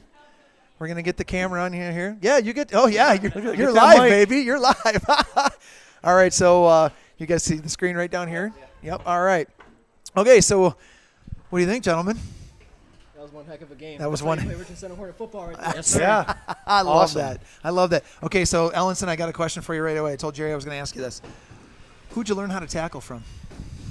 I don't know. Reggie's helped me out a lot. He's my mom's boyfriend. But all right. Yeah, I don't know. I just kind of have a killer instinct. Dude, we saw those couple of attacks tonight, man. It was great to see that stuff. Excellent tackles. Couple of textbook we tackles. Said form tackles. Form tackles. Yeah, you bet. Mr. Fogo, you told, I think, coaches earlier in the year, when I get in the open field, I just want to run people over. How did you do that tonight? Well, I get good passes from my boy Connor over here. Yep. Throws me dots. I just get the ball. I do what I do best. Run people over, lower my shoulder, and I just go. We loved it. We love seeing it Well, tonight. you two connected on that touchdown pass. Connor made a heck of a pass. It was in traffic. Yeah. You went up and tore it from that kid and then ran over him on your way into the end zone. So That's the Fogo specialty right there. yeah, it was. I mean, the Fogo special. I love it. I said on the air, I think you muscled your way to the end zone. Yes, so absolutely. that was So pretty that's sweet to that's see. awesome stuff. Tell us your thoughts about first quarter. Things were kind of getting a little dicey, right? Yeah, it was 12-0. But Dave took care of stuff. Our defensive coach, and he told us that they weren't going to score again. So And it happened. is that it prophetic? sure Because did. it didn't happen. Yep. They didn't score. It sure did. And I made reference to a prize fight. I said it was kind of like they won the first round, but we won the next three. So Yeah. and we did. We bounced back kind of like we did last week. We bounced back and really took care of the game at that point. Yeah, so. Jerry and I were talking a little bit about that, how it seemed to be, when we first came in, it was, you see that 12-0 score, and like, but hey, it's only first quarter, right? Yep. And so coaches know that, we know that, give you guys that opportunity to make some plays. When you make some plays, great things happen. Yep. So, any shout-outs you'd like to give quick? Shout out Dave Darling, best defense Right in here. SWC. Right here. Dave There it is. Darling, SWC, best defense he's running right now. Awesome. How about you, buddy? Oh, man, I don't know. Just the fans for coming out all this way, even Awesome. in the rain and stuff. Thank Absolutely. you guys. I appreciate that. We Absolutely. And the And you Hoggies. guys, obviously. Yeah, you guys. The Hoggies. We Hoggies. couldn't do without them. Yeah. They set the tone right away. Yes, Awesome. they did. Awesome. Yes, they did. All right. Well, gentlemen, I got to tell you both stink. Go get a shower. Hey, great game great tonight. game. Nice. Great seeing Well you guys. done. Well Great done, job, you guys. Way to Take go. care. Good job. Good work.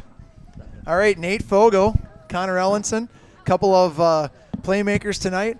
Boy, that was good stuff. Yeah. We got to do this more often, Jerry. That's enjoyable. That's Yeah, fun. it is. That's, And the first thing you noticed when both those boys came up, did you see how far the smiles went out? I think it was about Absolutely. ear to ear. Oh, that's Yeah. good stuff. Great Just- to and just great people. I mean, they're great players, and they made a lot of great plays this week and last week and the week before.